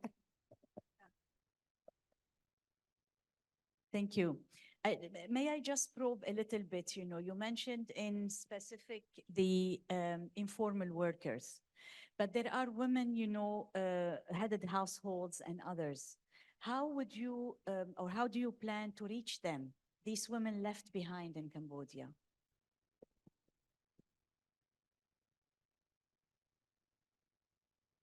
បច្ចុប្បន្នស្ត្រីដែលជាមេគ្រួសារហ្នឹងយើងខ្ញុំនៅគេហៅថាយើងធ្វើការក្រសួងកិច្ចការនារីមិនអាចធ្វើការដោយឡែកទេយើងធ្វើការពេលណាយើងនិយាយនៅលើស្ត្រីជាមេគ្រួសារយើងធ្វើការជាមួយនឹងក្រសួងដែលទទួលបន្ទុកការងារសេដ្ឋកិច្ចដូចជាក្រសួងពាណិជ្ជកម្មក្រសួងឧស្សាហកម្មក្រសួងសេដ្ឋកិច្ចហិរញ្ញវត្ថុក្រសួងកសិកម្មក្រសួងអភិវឌ្ឍជនបទអញ្ចឹងយើងធ្វើយ៉ាងម៉េចឲ្យគាត់ចូលរួមនៅក្នុងកម្មវិធីការថាពង្រឹងសមត្ថភាពគាត់ជំនាញគាត់ដើម្បីឲ្យគាត់នឹងអាចឆ្លើយតបទៅតម្រូវការទីផ្សារចាមេគ្រួសារនឹងត្រូវតែមានកម្រៃជូនដល់មេត្រួតត្រងជីវភាពរស់នៅរបស់ក្រុមគ្រួសារគាត់អញ្ចឹងគាត់ត្រូវមានការងារមួយដែលមានគេហៅថាការងារសមរម្យហើយដែលមានប្រាក់ឈ្នួលសមរម្យដែរដើម្បីត្រួតត្រងជីវភាពរស់នៅហើយដើម្បីមានគេហៅថាការងារដែលមានចីរភាពនោះតើតែគាត់វិវត្តទៅតាមតម្រូវការទីផ្សារបើអត់មានវិវត្តទៅតាមតម្រូវការទីផ្សារគាត់មិនអាចឆ្លើយតបបានទេចា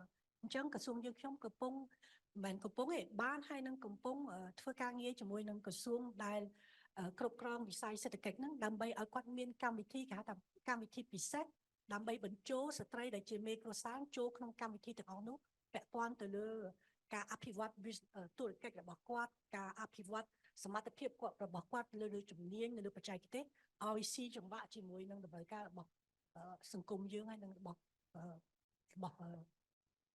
ទីផ្សារចា៎ហើយអ្វីដែលយើងខ្ញុំគិតគូរដែរពាក់ព័ន្ធទៅលើអ្វីដែលអារិសាបានសួរនេះទៅលើគេហៅថា care economy សេដ្ឋកិច្ចពាក់ព័ន្ធទៅលើសុខុមាលភាពចា៎ care economy នេះជាគេហៅថាជាសេដ្ឋកិច្ចមួយដែលប្រទេសច្រើនឥឡូវនេះកំពុងតែគិតគូរក្រោយពីមានកូវីដហ្នឹងទៅលើការងារដែលគេហៅថាថែទាំមនុស្សនៅក្នុងក្រុមគ្រួសាររបស់យើងមនុស្សចាស់ក្មេងហើយមនុស្សដែលឈឺចា៎ហើយការងារនេះកន្លងមកស្ត្រីច្រើនណាស់ធ្វើការងារនៅក្នុងការថែរក្សាសមាជិកក្រុមគ្រួសារគាត់ដោយមិនមានប្រាក់ឈ្នួលដូចគាត់តែសោះបើយើងគិតគូរទៅ ILO ក៏បានធ្វើការស្រាវជ្រាវកន្លងមកថាបើយើងគិតគូរទៅលើការបង្កើតសេវាថែទាំនេះគេហៅថាក្នុង care economy នេះយើងអាចបង្កើត3លានការងារថ្មី3លានការងារថ្មីចាហើយដែលអាចនាំឲ្យមានចំណូលច្រើនចូលមករាជរដ្ឋាភិបាលយើងត្រូវគិតគូរហើយការងារនេះជាការងារមួយដែលអាចជួយលើកកម្ពស់សមភាព gender ដោយសារការងារនេះស្ត្រីធ្វើទាំងអស់បើយើងនិយាយ80 ទៅ 90% សិតតែស្ត្រីអ្នកបម្រើសេវាអញ្ចឹងយើងគិតគូរថាបើយើងគិតគូរទៅលើ care economy ហ្នឹងអាចជួយពន្លឿនសមភាព gender មួយទៀតអាចជួយលើកកម្ពស់សុខុមាលភាពរបស់ក្រុមគ្រួសារ ហើយយើងអាចជួយកំណើនសេដ្ឋកិច្ចរបស់ប្រទេសជាតិយើងដោយសារបង្កើត3លានការងារថ្មីជូនប្រទេសនីមួយៗជូនពិភពលោកទាំងអស់ចឹងអានេះជាសក្តានុពលមួយនៅក្នុងសេដ្ឋកិច្ចដែលយើងត្រូវគិតគូរយើងគិតលើ green យើងគិតលើ blue ប៉ុន្តែគាត់សរសេរចុងក្រោយ fair economy តែយើងគិតគូរចា៎សូមអរគុណ Thank you, Your Excellency. This this would lead me to the question with Dr. Pumhot. Dr. Hoot, Cambodia is at a crossroads as it cares to graduate from least developed countries and to progress into high middle income countries, at least from now to 2030. How does the Pentagonal strategy, which is really, the compass or the roadmap to get there, integrates growth and human development together in its vision? And how does the royal government of Cambodia envisage to increase the resilience of its growth? Because there are certain concerns. Growth has been, significant over the past, but it is also, kind of vulnerable or fragile, to shocks. But addressing at both times, the economic aspect of it, the financial aspect of it, but also the human development dimension, which is at the heart of the Pentagonal strategy. Yeah, thank you so much, Lisa, for a very good and very deep question. I think we all, have seen, what Lisa had mentioned during her welcome remark, followed by our speakers, as well as what mentioned by the DPM Wongsai Resort.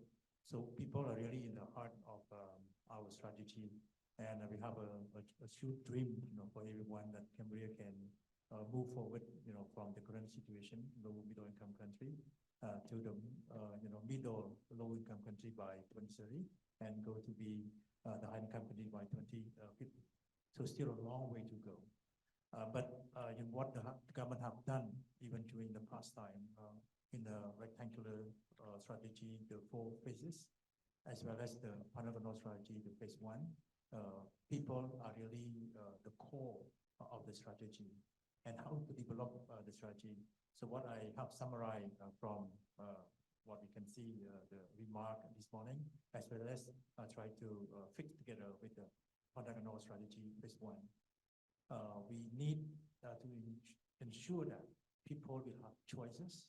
At the same time, people have to live with security. So all this, if we want to have sustainable, resilient, and more inclusive growth, we need to make sure that everyone is secure. And security is very important, Besides what you can have, the food security, what you can have, the social protection as one of the key security. And the last one is about the income security. So all these kind of put together. I need to have a job that I can secure my income. I need to be healthy, because if you are fit, you are healthy, you can produce a lot of things. You can contribute to the overall economy. You can generate income for your family. But how to get a job, how to be, healthy, and how to secure your life, you have to be educated. You have to be skilled with anything. So all these kind of things put together, we can, move from one individual to the whole country. So the question that Madame Elisa asked me, how we can join together between the growth as well as the human development. So still a long way to go.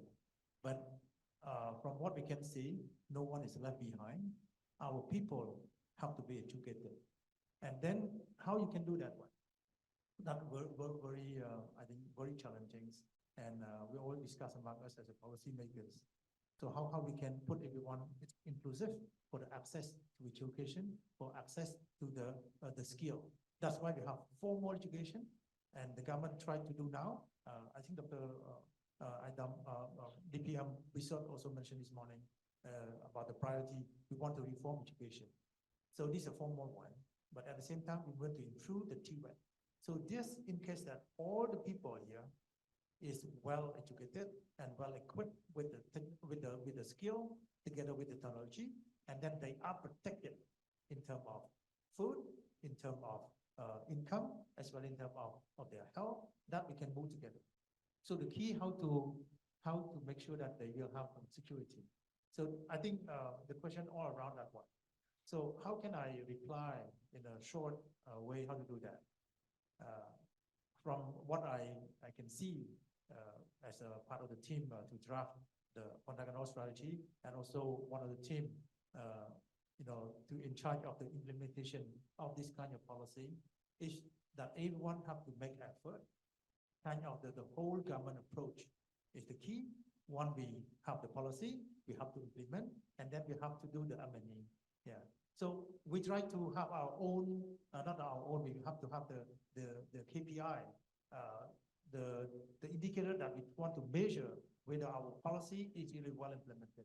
So in this case, if we can well implement with a good M&E, the outcome will be secured, and then we can reach to our goal. Yeah. So I think when we focus on the people, so is people is included, the people is well educated, the people are well protected, that we can reach our goal. So these are my short answer to you. And how to do that, that is another thing we can elaborate, maybe many hours to discuss. Thank you. Yeah, let me just, drill a little bit more, Doctor. Do you see any difficult discussions or trade-offs that needs to be done between economic progress and human development? Because we know there are priorities for the roads, for water, for electricity, right? So, and we know that also, the fiscal space is limited. And we don't know what is coming our way in terms of uncertainties, in terms of shocks. So what, from your own point of view, what could be a difficult discussion that needs to be done so that the decision makers can make informed decisions? Thank you. Yeah, so this is a very, very difficult question. Yeah, in fact, frankly speaking, as a policymakers, we also discuss among us. So one word that we usually use, and is always in our head, is the prioritization of the priorities.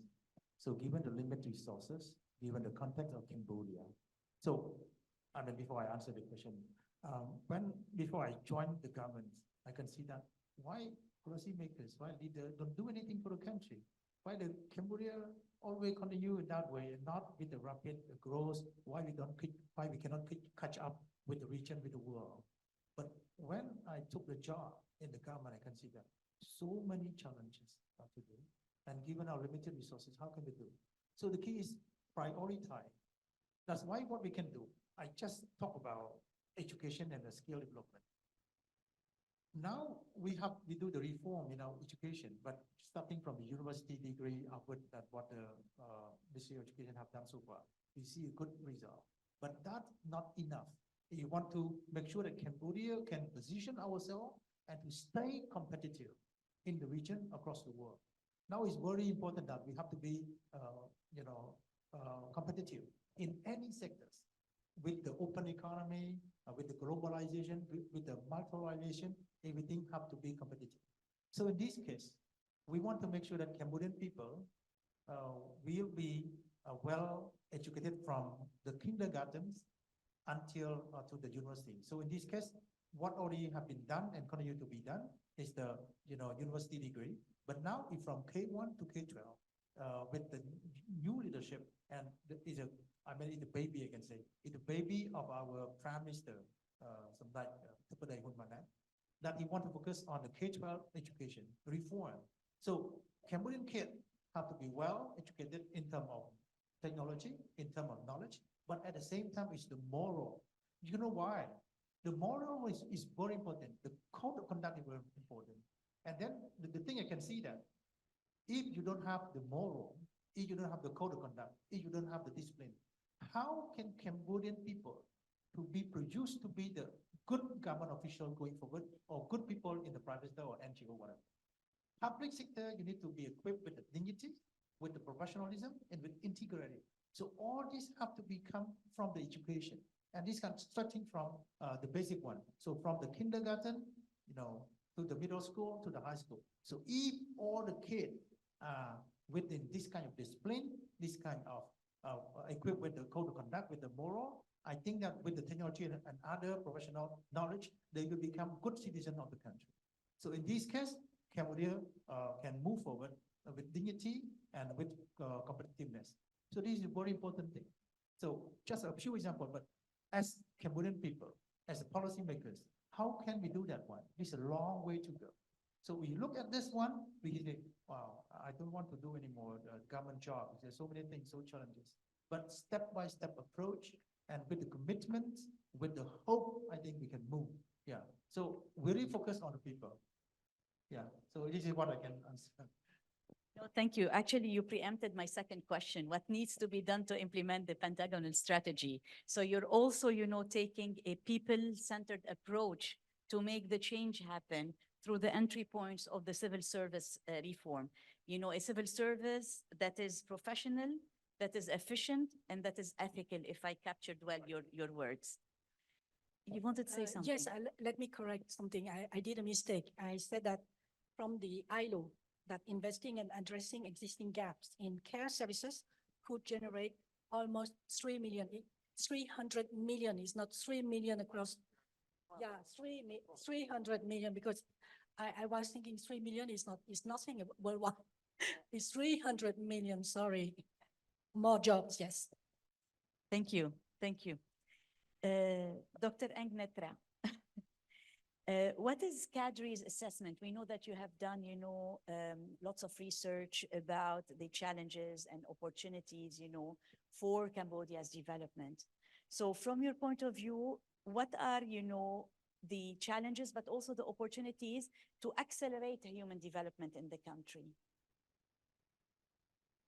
It's a question for everyone, I think. But Yeah, I know, but from your own point of view, because we'll take it, unfolded according to the expertise. let me try to answer.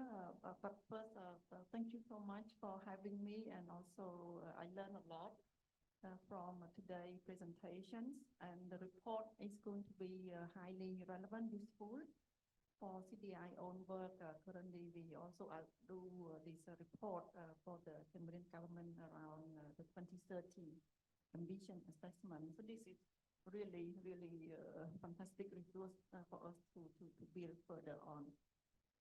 To reflect a little bit on the evolutions of Cambodia human development, I think it's actually just like everyone already mentioned, and the report itself, it's such a story to be proud of.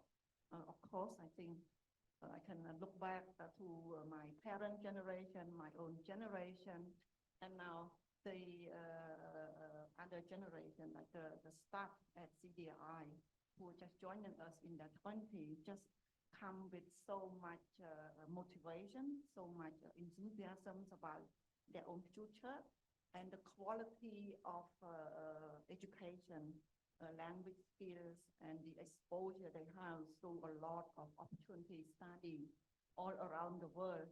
It's so big difference to maybe my parent generation and my own generation too, growing up in the 80s and 90s. So that is for sure, I think we can be celebrate.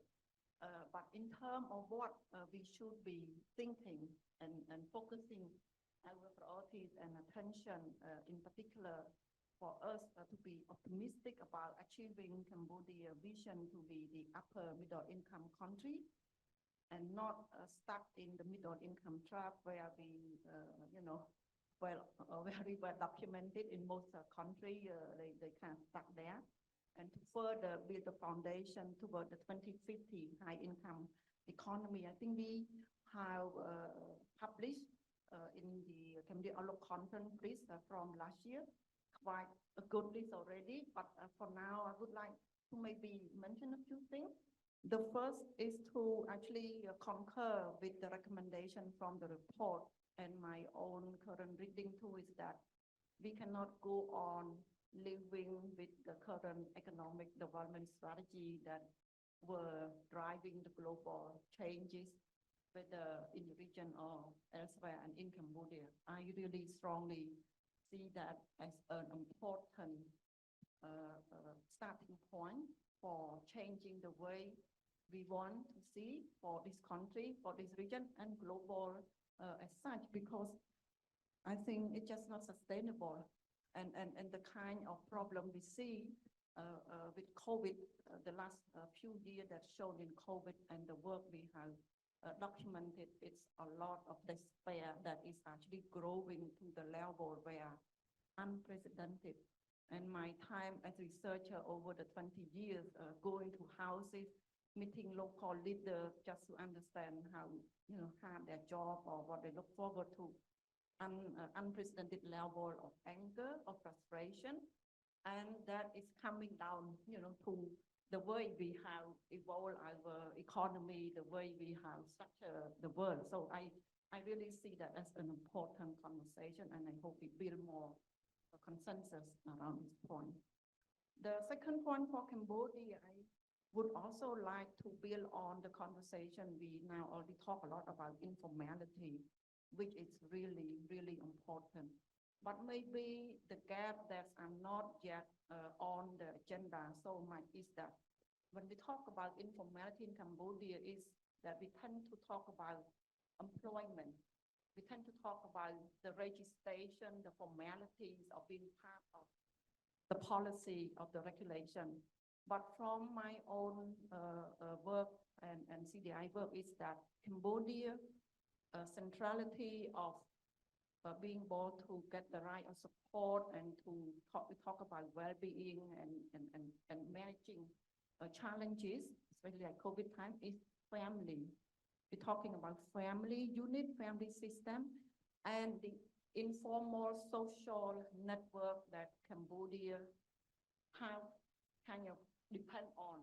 And this family and the community around the family is the social fabric, I think, is going to be an important aspect. We cannot talk about giving people a job as an individual. I think we need to start thinking about, okay, if I'm giving you a job as an individual, are you able to support your family? How about the broader family and can you depend each other? So that is, in addition to the formal social protection system, you have to have that kind of system to support each other.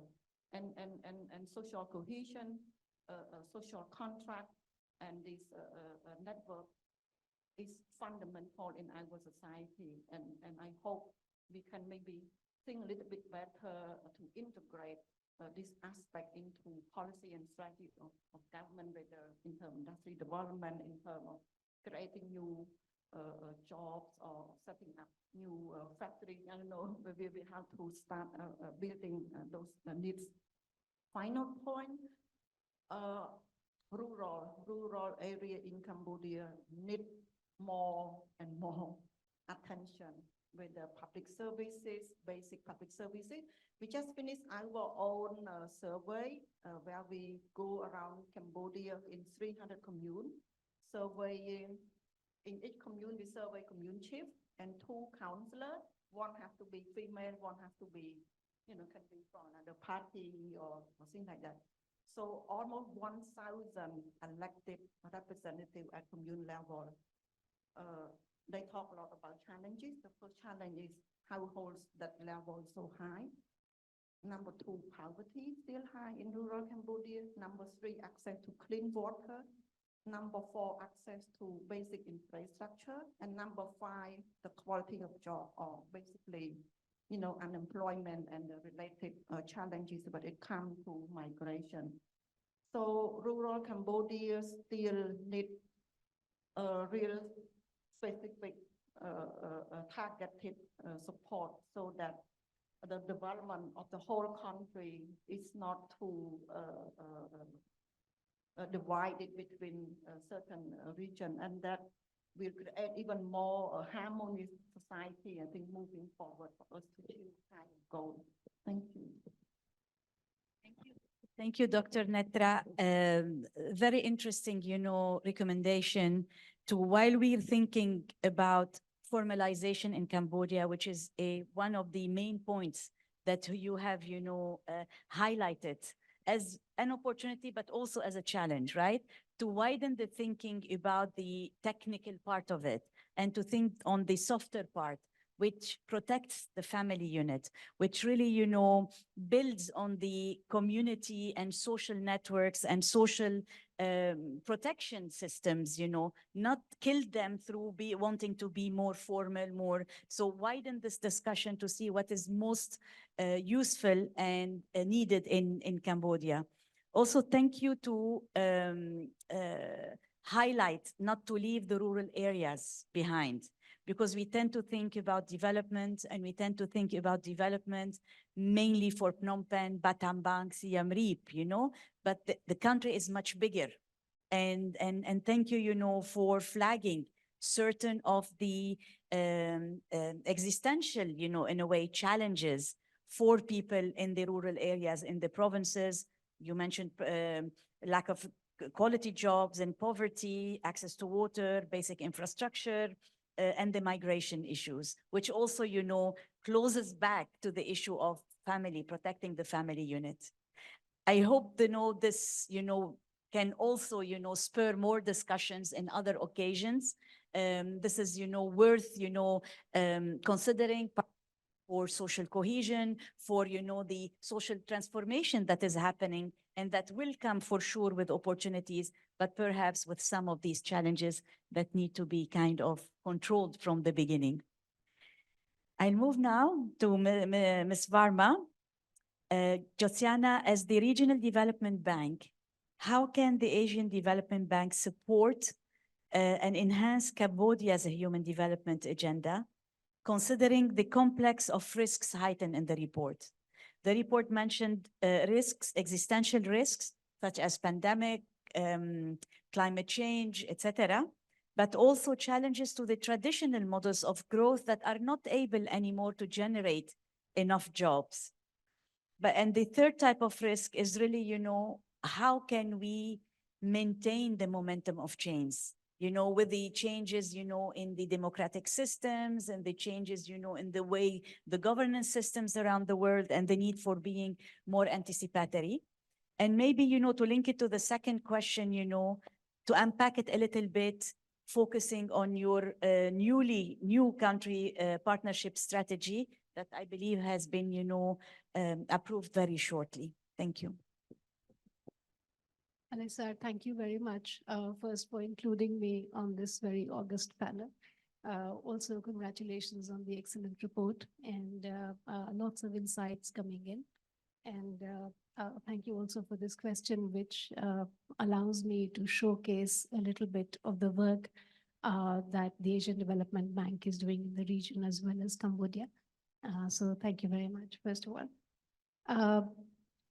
Certainly, human development is at the heart of not only the government strategy, but also Cambodia's, our strategy in Cambodia.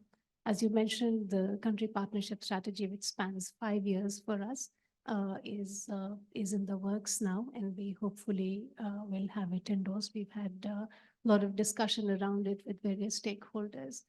And we have 3 pillars with people very much at the center of our strategy. We are also looking at prosperity, where we are looking at private sector-led economic diversification. And we are also looking at climate change, which is also something that the report talks about, and managing change overall, but also the change that will come through our physical environment. The people pillar very much focuses on the work that we are doing in the country already. We work in education, as you know. We have tried to focus on and support STEM education in the country, science, technology, and mathematics. And we hope to be able to bring strong learning outcomes to younger people, especially young girls. We have tried to bring in technology, multimedia learning. We've tried to create libraries in schools and enhance learning outcomes for younger students, prevent dropout.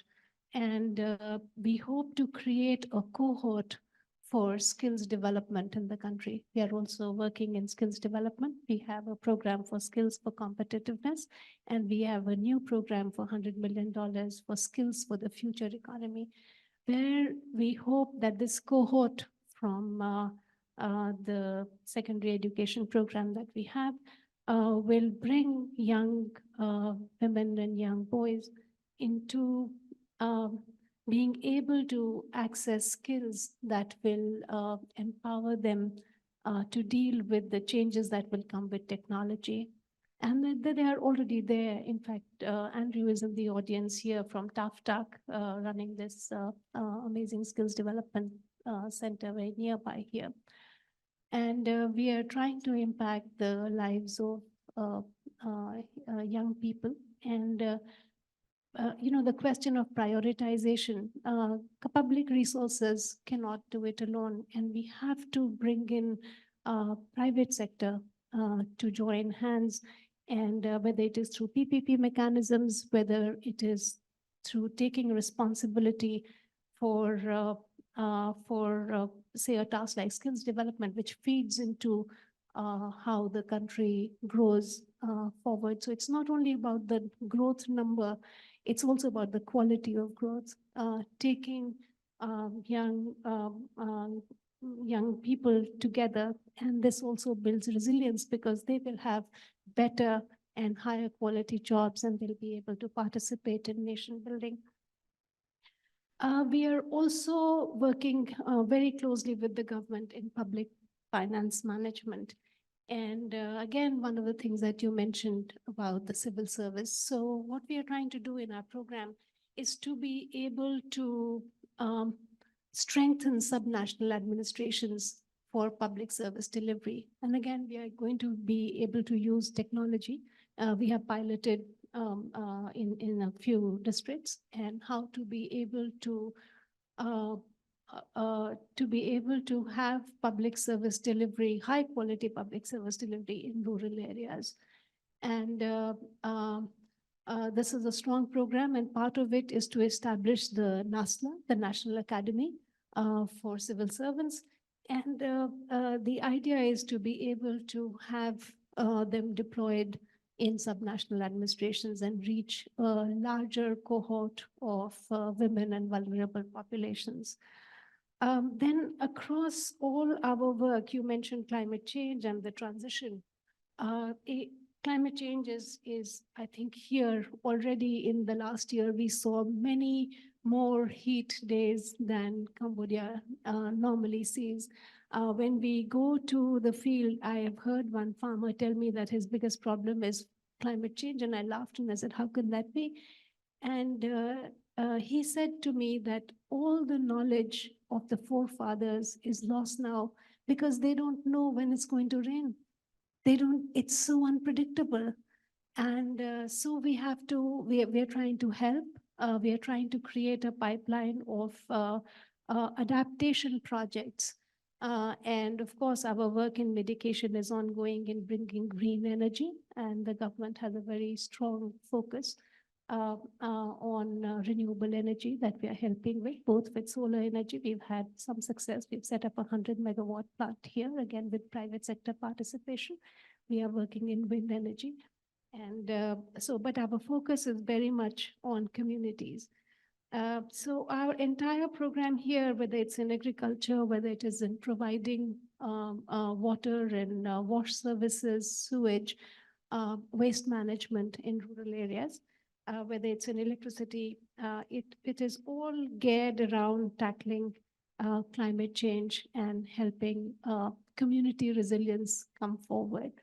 I may also stress that across the entire suite of projects and programs, we focus on gender issues, on their participation in decision-making across projects, but we are also bringing in specific grants to combat specific problems like gender-based violence, and we will be working with Her Excellency's ministry to be able to do that. So what I'm trying to say is that the Asian Development Bank in Cambodia is trying to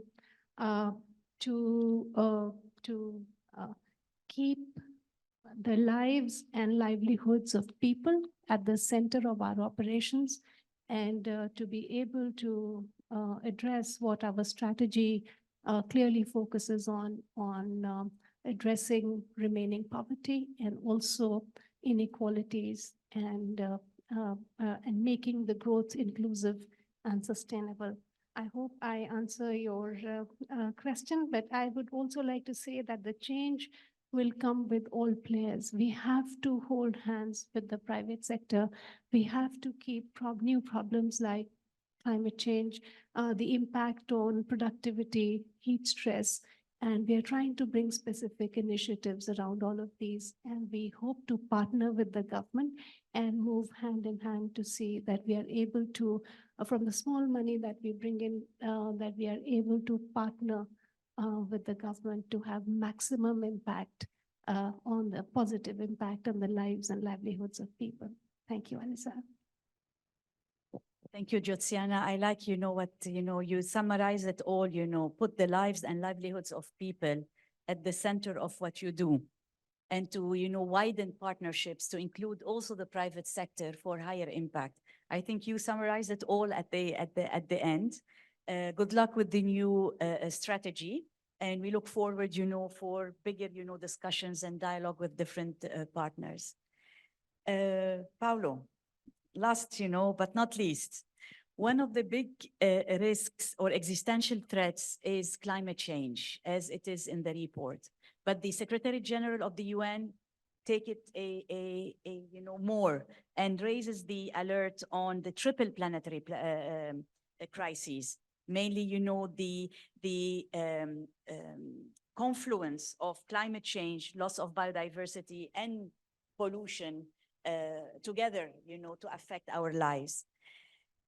Does, Paulo, the growth have to necessarily be built on irreversible trade-offs, between, growth and nature, growth and people? And are there synergies between climate action, biodiversity conservation, and economic growth in Cambodia? My second question, because most of them are preempting my question, so I'll say it in one go. Given the Pentagonal strategy's ambition and the massive investment needed to achieve it, how would innovative or sustainable financing be harnessed to accelerate sustainable growth? Thank you. Thanks, Alisa. And first of all, I'm privileged to be in this panel. I can be very tall, but also feel small in front of you. So it's a privilege for me. So on your first question, Alisa, you asked about the synergies. And I think the Deputy Prime Minister this morning reminded us that the government has already established those synergies in Cambodia. 2050 is not only the year to achieve the high income status, but also to achieve carbon neutrality. So already we can see in the agenda of the government that there is not a trade-off between climate and environmental action and economic growth. Rather, the two are intertwined. And there has been massive amount of evidence that has probably led to establish such synergy. We know a few years ago, the Ministry of Finance estimated that without adaptation action, the GDP growth may be reduced by 10% if no action is taken by 2050. Also, Jyotsana mentioned the heat stress. Another figure that the World Bank recently published is that labor productivity may reduce up to 20%, mainly because of heat stress. But there is also the other side of the coin, which is rather if government implements its climate agenda, this can lead additional 7.5% growth and also create more than 300,000 jobs. So I think in Cambodia, the business case has already been made. And clearly, this is an investment proposition that can bring both economic and political returns. So what does this mean? What does this mean in the context of the recommendations from the Regional Human Development Report?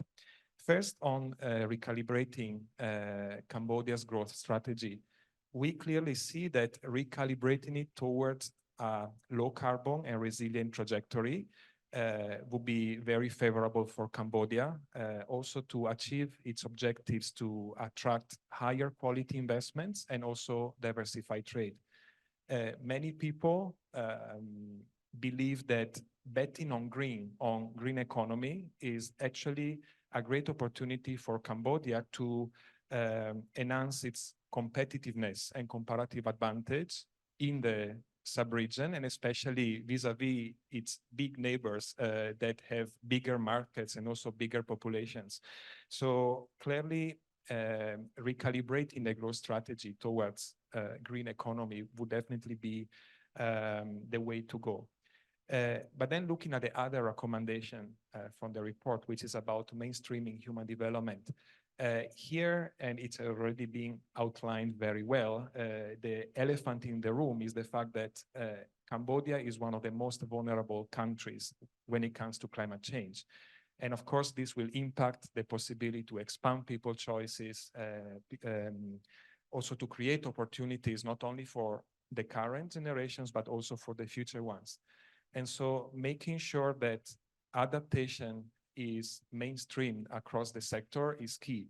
If we take social protection, we already had discussions on this, how to expand the great efforts that Cambodia has already made, for example, to also include the loss and damage that climate change will induce. How can that be fully incorporated into the social protection?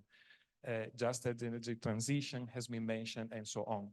So when it comes to mainstreaming human development, taking care of the adaptation and scaling up financing, as Jyotsana mentioned, is definitely key.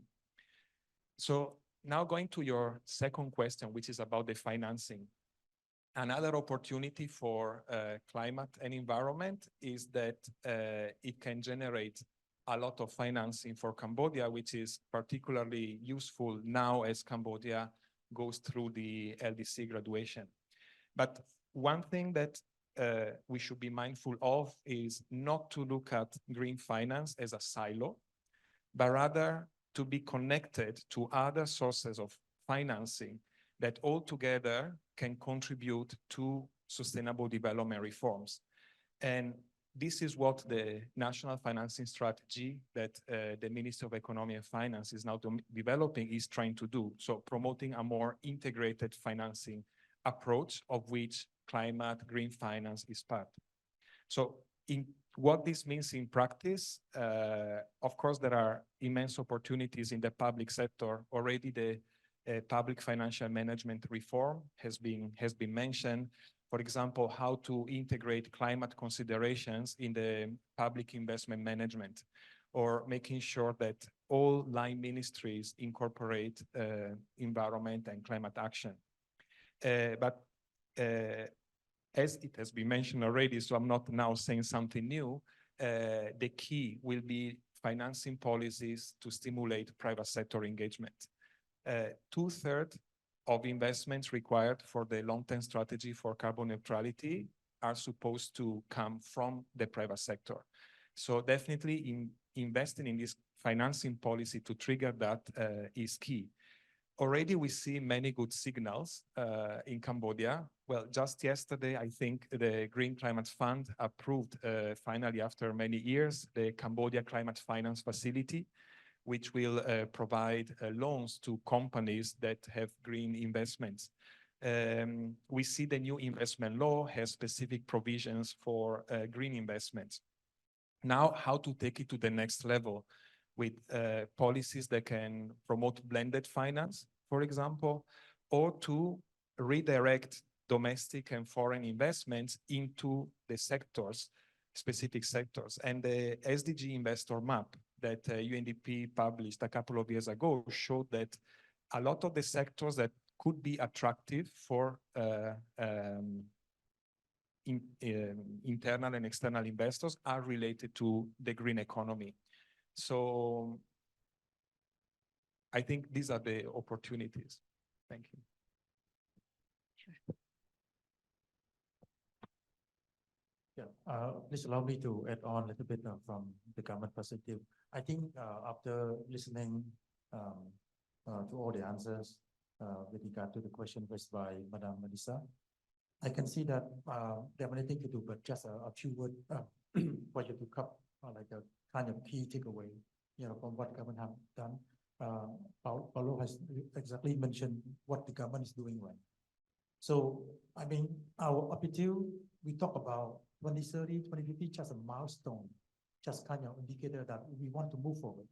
But the good things is how to secure a sustainable and resilient growth together with a more inclusive growth for everyone. So the two key terms, the first one, the resilient and the sustainable. We talk about people have to be resilient. The economy have to be resilient, and then we have to live in an environment which is more sustainable. How can we address the climate change? How can we ensure that we will have the zero carbon or the zero emission going forward in 2030? How can we address the challenges, and then how to move forward to achieve all that objective? We cannot do alone. That is very clear. We need partnership. Cambodian government have to work with the private sector. Cambodian government have to work with the development partner like the ADB, like the UN, together with friendly country. So you can observe over these 6 months that our prime ministers, went overseas. And what are you going to do? He talked to the people. He talked to the private sector. He talked to the business community. He talked to the friendly government. Want to say that I want to explain to you, this is the priority that Cambodian government is going to do. We need your help. We need your cooperation. We need your collaboration. We want to move forward. We want to reach that goal that Cambodian people will be rich people in future. So we try to attract the FDI. We try to seek whether the development program of that friendly country can be in line with our economic strategy. Because this will give us a strong synergy, a kind of solidarity, because this for Cambodia, this for the region, this for the globe. This is what we'll do. And then the second part of our growth is more inclusive. No one is left behind is very important. We need to reduce the gap in the gender between the man and women, as Madam Minister has mentioned. We want to make sure that the gap is used between the rural and the city.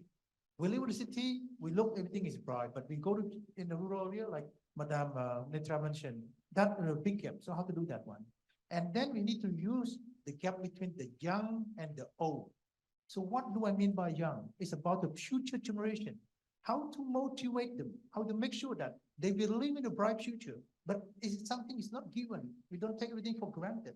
They need to prepare. How to prepare? They need to be educated. They need to work hard in their education. They need to have the skill set in their own life, by applying the lifelong learning principle.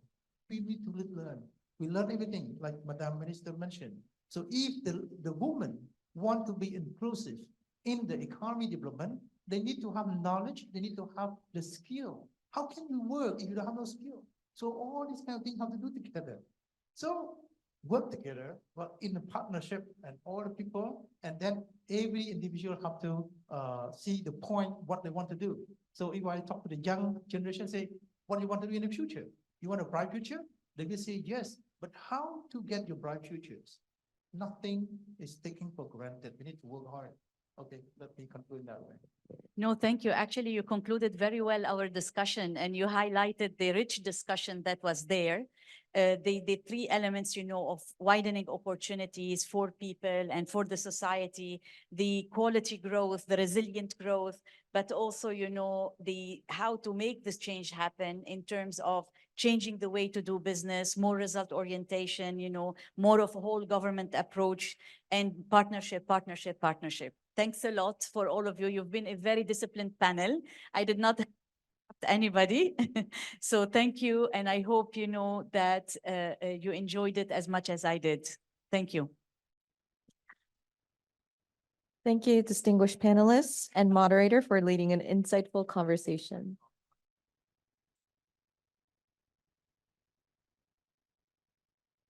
Excellencies, ladies and gentlemen, we're nearing the end of our program. For our final agenda item, I am pleased to invite on stage His Excellency Sameng Boro, Minister attached to the Prime Minister to deliver his closing remark. I heard if you tell people that your speech is short before lunch, they will pay attention to your speech a bit more. So here you go. My speech will be really short. But anyway, I'd like to take this opportunity to maybe tell a little story that we all know about maybe the folklore in Cambodia about 4 blind people try to identify the elephant. When the story starts with when each one of our blind friends tried to understand elephant, one touched the elephant by the ear. They said, the elephant is really thin, really soft, it's cold. Another friend touched the elephant by the leg. He said, oh, the elephant is really rough and big. Another friend touched the elephant by the tail. And he said, no, elephant is hairy and wiggly. Another friend touched the elephant by the trunk. He said, elephant is really hard. It's really hard. Why do I want to tell this story? I want to start up with this story because of, thank you, Christoph and Alyssa today. You bring this HDI, Human Development Index of the regional to our attention. It's important to us, to me especially. Maybe some of us also feel really important. We've been working really hard in terms of, I think we've seen how Cambodian has tried over 40 years, maintain growth in economy, poverty eradication. But again, when Christoph talked about the unmet aspiration, talk about the future obligation, and talk about the human's insecurity. And then I start to question myself many times while in the discussion. It's like, wow, over 40 years, every time we come up with a plan, a strategic plan to solve our country problem, we talk about our success. But every year, there are always unmet aspiration, every 5 years or so. Today, I think we're able to compare, at least, to where we are to the rest of the Asia-Pacific country. And there was a lot of positive things that we have achieved as a country. And when I talk about a country, I'm not talking about government. I'm talking about us all. Each one of the NGO here, each one of the vendor partner here, each one of the private sector here, our civil servant here, we all have contributed to this growth. Then coming to the discussion that was hosted by the presentation that Ewan was put together, how do we really try to look into Cambodian context within this regional report? And then I come down to what does that mean to mainstream human development, right? Is the particular strategy is well enough prepared? What does that mean to enlarge people's choice? Are we doing enough in education? Are we doing enough in health? Are we doing enough in gender inequality? What is it building stronger human security? Is social protection right now able to grow further? Are we allowing more people to access our healthcare? Are we allowing more cash transfers to support the poverty, people in poverty?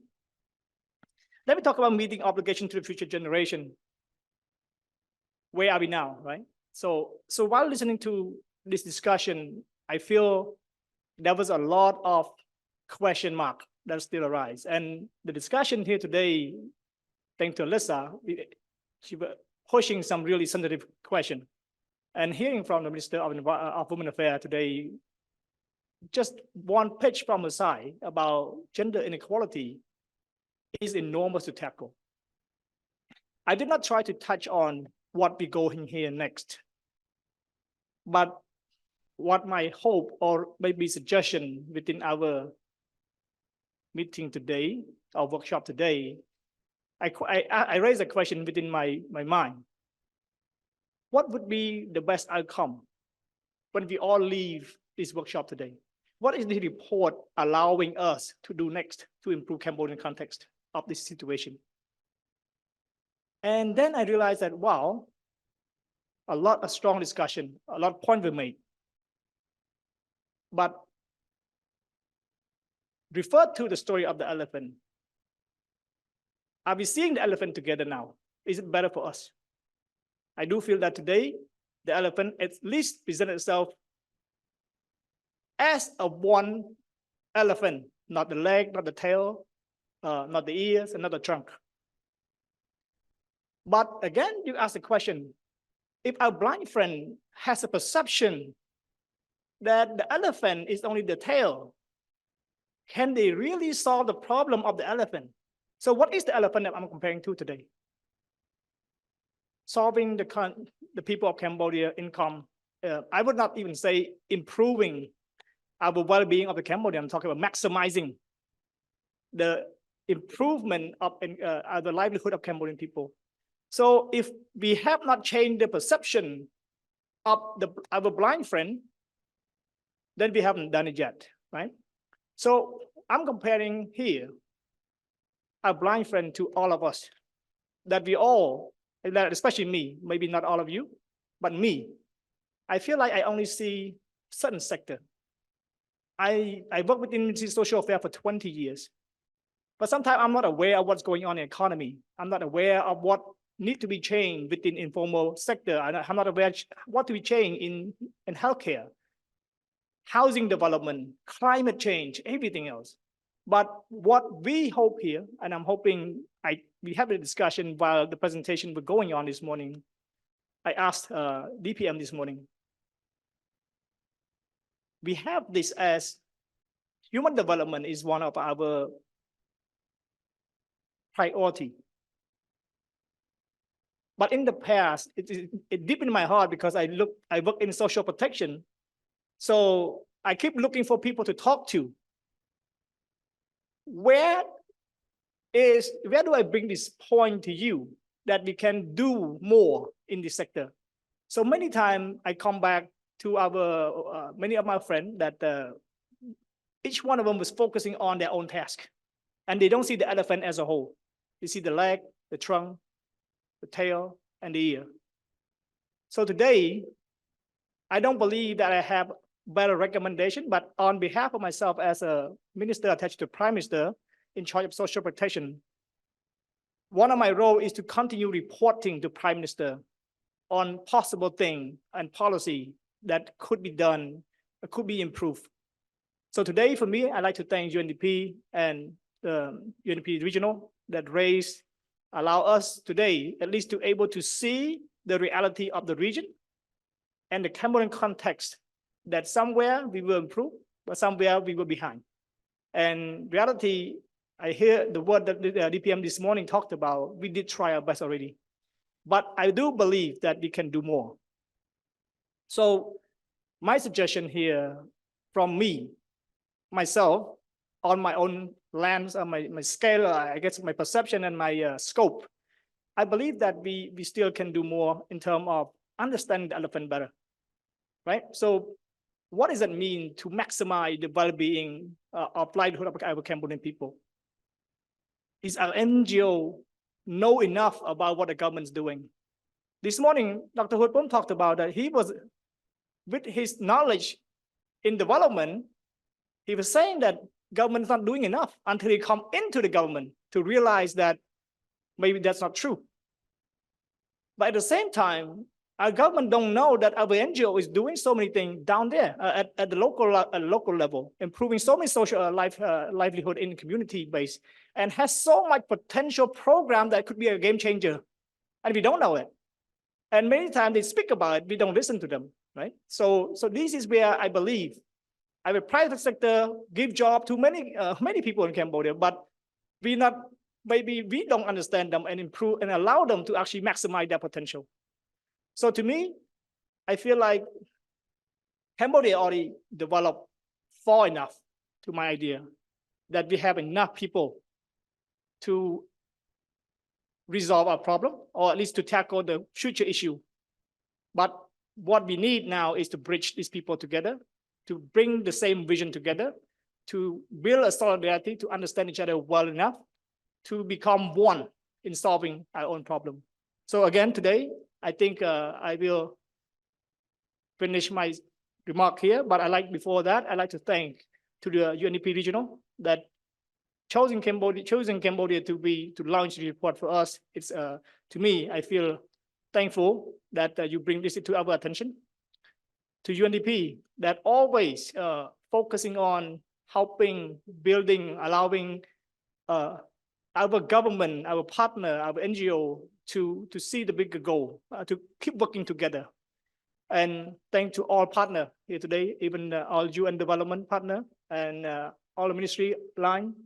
And I do believe our line ministry in the future, I'm hoping right now that we could have a committee to follow up on HDI. So we can realign and reevaluate and assess program under our government to do better, to improve the thing that we need necessary. So, and thank to all participants and our Australian embassy here today.